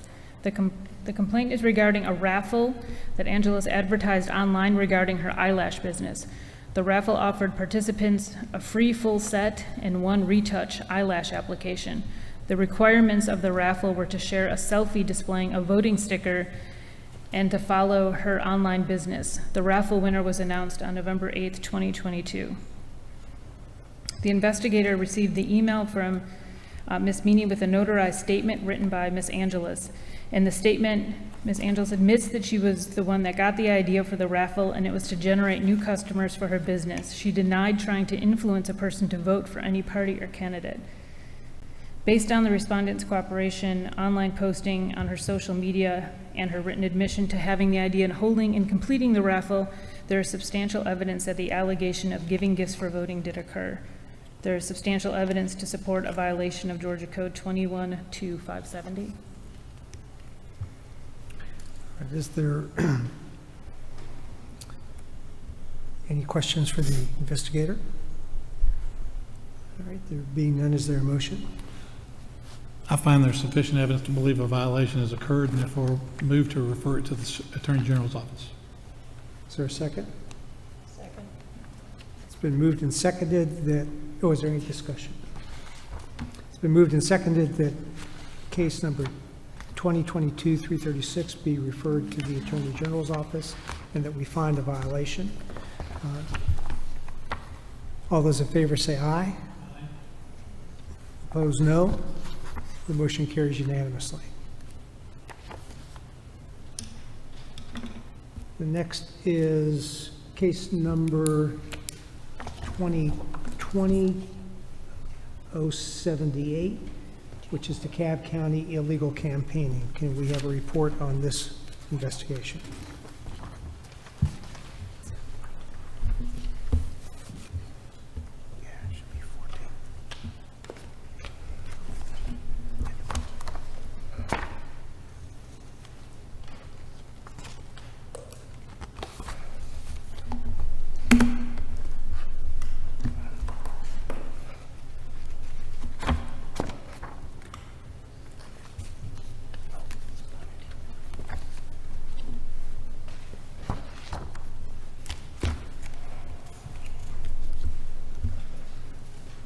Okay, this case involved two individuals, one of which was a candidate, Andrew Bell and Benny Franklin. The office received information that an individual that we later identified as Benny Franklin was petitioning for Andrew Bell at the Peach Crest Elementary School on August 11, 2020. This location was an active voting precinct on this day, and Franklin's location was within the 150-foot rule according to OCGA 21-2-414, Sub A, Sub 1. There were photographs that were sent to us of this particular incident, which show that that vehicle was within that 150-foot space. Also, we were able to obtain a picture of what he was soliciting, and he was basically trying to get signatures for a petition. Ultimately, the investigator was not able to concretely locate a Benny Franklin, although from the driver's license picture that we have, we're pretty certain that it's the Benny Franklin in question, just looking at the pictures. But since he wasn't able to concretely identify him, he was listed, but it's not definitive. Ultimately, he spoke with Mr. Bell, And Mr. Bell basically said that Mr. Franklin was there on his behest, and he got permission from election representatives from DeKalb County to be where he was located, where Mr. Franklin was located. He basically didn't file it, but he reported on issues regarding the signatures later that he ultimately took to court, and subsequently, after going through different levels, it was dismissed. His complaint basically was that he got 2,210 signatures that he purported were valid. However, upon review by election personnel, they deemed that many of the signatures were not valid. And so because of that, he filed a legal action against the Secretary of State, basically saying that he received a letter saying that the signatures originally were valid, and ultimately that case was thrown out. So what we've ultimately found was that Andrew Bell and Benny Franklin were in violation of OCGA 21-2-414 sub A sub 1, restrictions on campaign activities, basically for where he was located and his conduct at that location. Was, in 2020, was the prohibited distance 150 feet? Yes, sir. All right, any questions for the investigator? Not being any?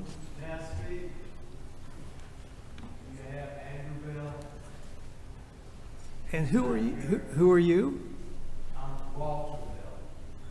So you must be related to Mr. Bell. I can't hear you. You must be related to Mr. Bell. I'm his father. And can we give him a microphone?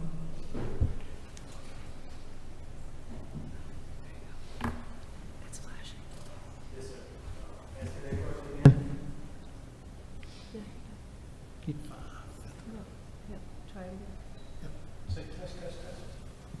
Testing? Okay. Okay, we got you. Yes, I'm Andrew Bell's father. He is out of town. He wasn't able to attend. He only received his notice on the 9th, and he gave me this letter to either read to you or summarize to you regarding why he could not attend.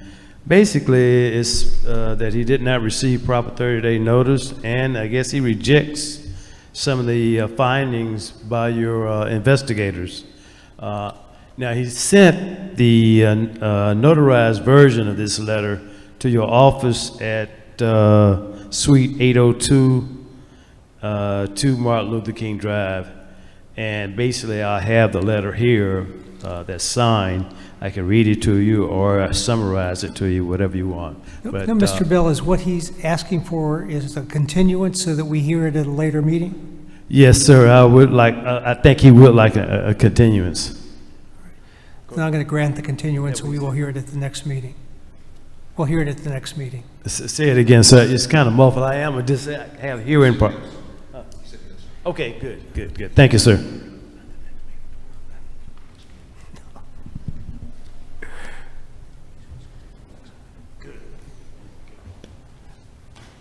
Thank you, Mr. Bell.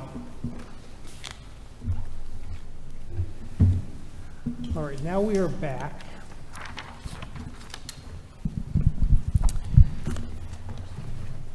to 2020-01. Is that right? Is that right? Or maybe it's right. No, it's 2020-80. Okay. Tab 13. Okay.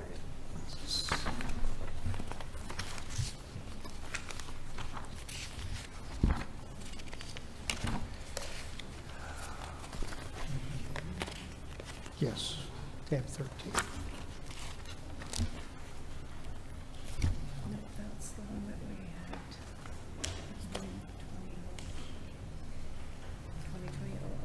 2020-01. Yeah, that's what I thought. 2020-001. Mr. Mashburn confused me. This is the irregular signature. Yes. And so where we were is,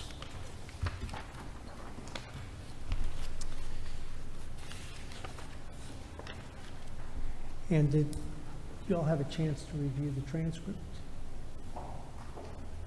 And I need to check on something.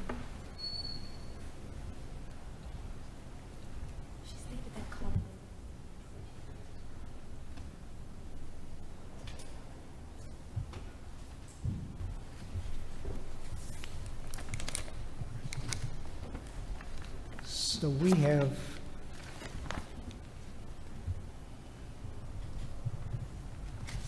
we are Teresa Davis, correct? Yes, Teresa Davis? All right. So where we left off was that we were asking for, we're going to take these up individually because our experience with a couple of them is that we got more information as we heard the report. So what we were doing is we were down to Teresa Davis. And one of the principal issues, for example, with her is it says Teresa Davis stated during an interview that she probably signed her husband's ballot. Right. And we don't know what, when the person you interviewed, when Teresa Davis said that, did she mean she signed her name to her husband's ballot or her husband's name? I believe she signed her husband's name to his ballot because he had medical problems. All right. Any other questions about Teresa Davis then? Was her testimony consistent with what you? I did not interview her. Oh. It was part of the combined investigation. Okay. And that's what it said when I did a summary of that investigation or that interview. It just said he had medical problems.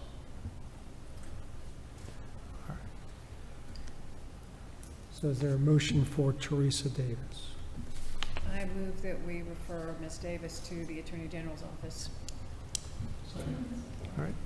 It's been moved and seconded that Teresa Davis, the complaint against her, be referred to the Attorney General's office. Is there any discussion? There not being any, all those in favor of the motion say aye. Aye. Opposed, no. Then the motion is unanimous. Next is Lydell Harris.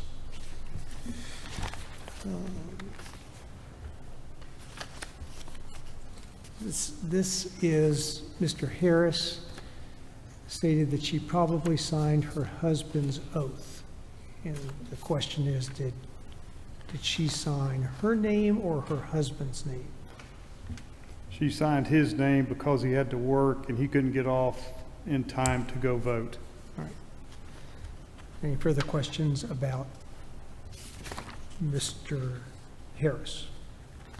Is there any evidence on the record when they received that ballot? I'd have to pull the documents. Okay. Thank you. And the documents, unfortunately, I thought they're in a big, of course, with 87 pages. So it's in our office. No, that's quite all right. For our purposes. Is there a motion for Mr. Harris? Move that be referred to the Attorney General's office. Teresa Davis. It's been moved and seconded that we find a violation and refer this matter to the Attorney General's office. Is there any discussion? There being none, all those in favor of the motion say aye. All those opposed, no. It passes. Next is Martha Baylor. Okay. This was a mother of a son that had some disabilities. She signed his name to the absentee ballot. She got notified because it was rejected. She went down there and talked with them, and they told her the correct procedure. He was issued another ballot. He was allowed to sign it, and his vote counted. I think it was just a misunderstanding on her behalf because he's got some type of disability. Special needs, it says. So does that mean she did what the election officials told her to do? Right, after the first one was rejected, when it sent back in, it was rejected because of signature mismatch. Either they contacted her or she contacted them. They issued him another ballot, and she allowed him to make his mark and his vote counted. Any further questions for the investigators? Is there a motion? I think this would benefit just from a letter of instruction. I don't see the advantage of any benefit of it going to the Attorney General's office. I think it's unlikely to occur, and she's clued into how it should work. So I move that this be closed with a letter of instruction. I mean, to find a violation and that we issue a letter of instruction? All right. Has that been seconded? It's been moved and seconded that we find a violation and send to Ms. Baylor a letter of instruction. Is there any further discussion? There not being any, all those in favor say aye. Aye. Opposed, no. It passes unanimously. Joel Wallace. This was where he assisted Joan Blackman with her absentee ballot. He actually signed it for her, and she advised she allowed him to do it because his handwriting was neater. And did he sign her name? Yes, yes, Your Honor. With her consent and at her request? Yes, Your Honor. Did you know if she watched him sign it? I don't believe I conducted, another investigator conducted that interview. Okay. Is there a motion on Joel Wallace's complaint? I would move that Joel Wallace and Joan Blackman be referred, although she is not listed as a respondent, so I don't think that she has not had proper notice. So I actually would like to hold this, to continue this particular case, because I think when a voter abjures someone else to violate the law on their behalf, there needs to be some sort of recourse for them as well. So I would move that we continue this one particular case so that we can also provide notice to Ms. Blackman. Well, if Ms., well, can we move forward on Mr. Wallace? I'm fine with that, yes. Let's do that. Okay, so I move that we refer Mr. Wallace to the Attorney General's office, but request that we open an investigation for Ms. Blackman. So the motion is to find a violation by Mr. Wallace and to refer to the Attorney General's office. Is there a second? Second. Is there any further discussion? There being none, all those in favor of the motion say aye. Aye. All those opposed, no. Passes unanimously. And we would request, Sarah, that we open an investigation of Ms. Blackman and get her story about the circumstances and why did she not do something to indicate, or why didn't she sign her own signature even though it wasn't neat? Why did she ask somebody else to do it for her? Yeah. Mm-hmm. Yeah. The next is Naomi Lupton.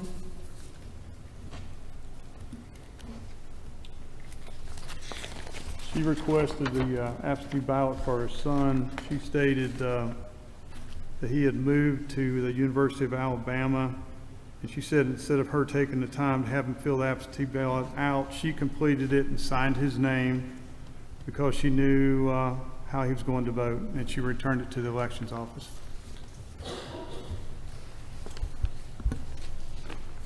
I have no question. Any questions? I believe there's sufficient evidence to indicate that a violation has occurred and move to refer this to the Attorney General's office. Is there a second? Second. Any further discussion? All those in favor of the motion say aye. Aye. All those opposed, no. And that passes unanimously. Yeah, I would say this as a dad. I would never presume to know how my kids are going to vote.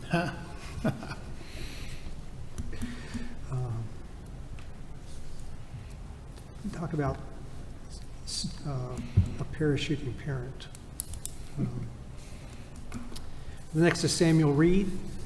Could you brief us on that, please? Okay, sir. He assisted his sister to vote her absentee ballot.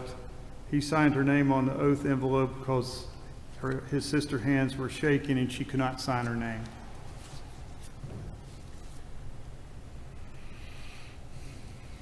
So Mr. Reed is Mrs. Reed's husband. Do we know that? It's her brother. Brother.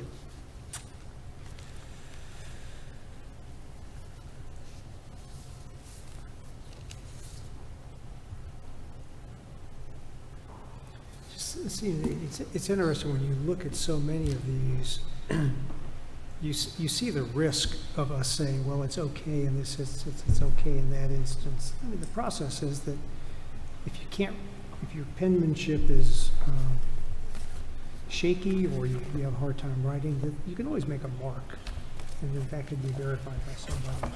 Well, and now it can be cured. And now, So if you sign your own ballot, right. and the clerk says no, you get a message now under the new laws that there was a mismatch and you need to cure it. And so But even back then, when we didn't have that, there's there's even less reason for it now. this sort of, let me do it the way I think I ought to be able to do it as opposed to the way I should do it. So, is there a motion?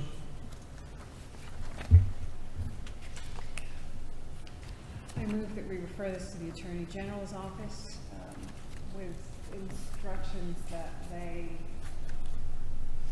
dispose of it with, we would be inclined to dispose of it with a letter from the Attorney General's office, but obviously further investigation. I don't think the Attorney General's office sends letters, do they? No, letter of instruction. Right. But I mean, there are a range of possible civil penalties that is not necessarily on the Yeah, okay. Thank you for the proper terminology. I move that we refer this to the Attorney General's office for further investigation. Cheers. All right. So the motion is that we find a violation referred to the Attorney General's office. Is there any further discussion? If not, all those in favor say aye. Aye. All those opposed, no. It passes unanimously. Next is Audra Brooks Roberts. What was that name again, Your Honor? I got it. Audra Brooks Roberts. There is evidence to suggest that she violated OCGA 21-2385 sub A, and that during the November 6, 2018 general election, the Richmond County Elections Office received an absentee ballot in the name of Bernard Roberts. The absentee ballot was rejected because of a signature mismatch. During the interview of Audra Brooks Roberts, she admitted signing her name to her husband's oath envelope. Mrs. Roberts stated she was trying to help her husband out, and she promised not to do it again. Is there any questions of the investigators? No. To clarify in this case, she signed her own name? No, she signed her husband's name. Oh, she has her Oh, wait. husband's name. Okay, thank you, thank you. Wait, No. She's admitted Wait. signing her Signing name. her name To her. Oh, I'm to her sorry. husband's oath envelope. Correction. She signed her name. She signed her name, I'm sorry. okay, so when somebody signs their own name, we've been sending letters of instruction, right? Right. Okay, so I move that this matter find a violation and send a letter of instruction. Is there a second? And she promised not to do it again as well, so. She got the point. Yeah. All those in favor of the motion say aye. Aye. All those opposed, no. The motion passes unanimously. The next is Janet Price. Okay. She assisted her mother to vote her absentee ballot because she was disabled, and her Mother could not sign her name on the oath envelope, so she marked where her mother was supposed to sign her name, she marked an X for her mother.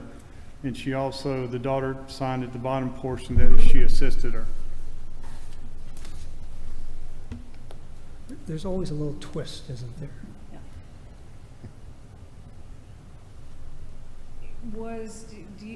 Is there any indication in your investigation that the mother would have been capable of making the X herself? Because that, to me, is the only violation whatsoever, because as Ms. Price signed as an assistant, that is wholly within the scope of her. It says that the mother was disabled and she could not sign her Yeah, name could on not the oath sign. envelope. Okay, Disabled and could Right. not. thank you. It seems a reasonable position that if your mother can't do it, you can't sign her name because it might be deceptive that she could sign her name. And this was the most that she could do, and she wanted to make it clear that it was just a mark. But then she acknowledged that she helped. I'm having trouble finding a violation on this one. I think she tried to do what she thought she ought to do, and it's not just relying on the ignorance of the law as a defense, but I think she tried her best to do what she thought she ought to do. And she wasn't trying to deceive. She wasn't trying to deceive anybody, so I think I'll make a motion to dismiss it. Is there a second? Second. Is there any discussion? All those in favor say aye. Aye. All those opposed, no. The motion carries unanimously. Now I'll ask my fellow board members, did I miss any of these? Did I miss any of these? I don't think so. Okay. I think that's the last thing we had on the agenda for today. Did anybody sign up to make public comments? Or are we going to do that all tomorrow? Okay. Then I'm going to adjourn the meeting until tomorrow. We will reconvene at 9 o'clock.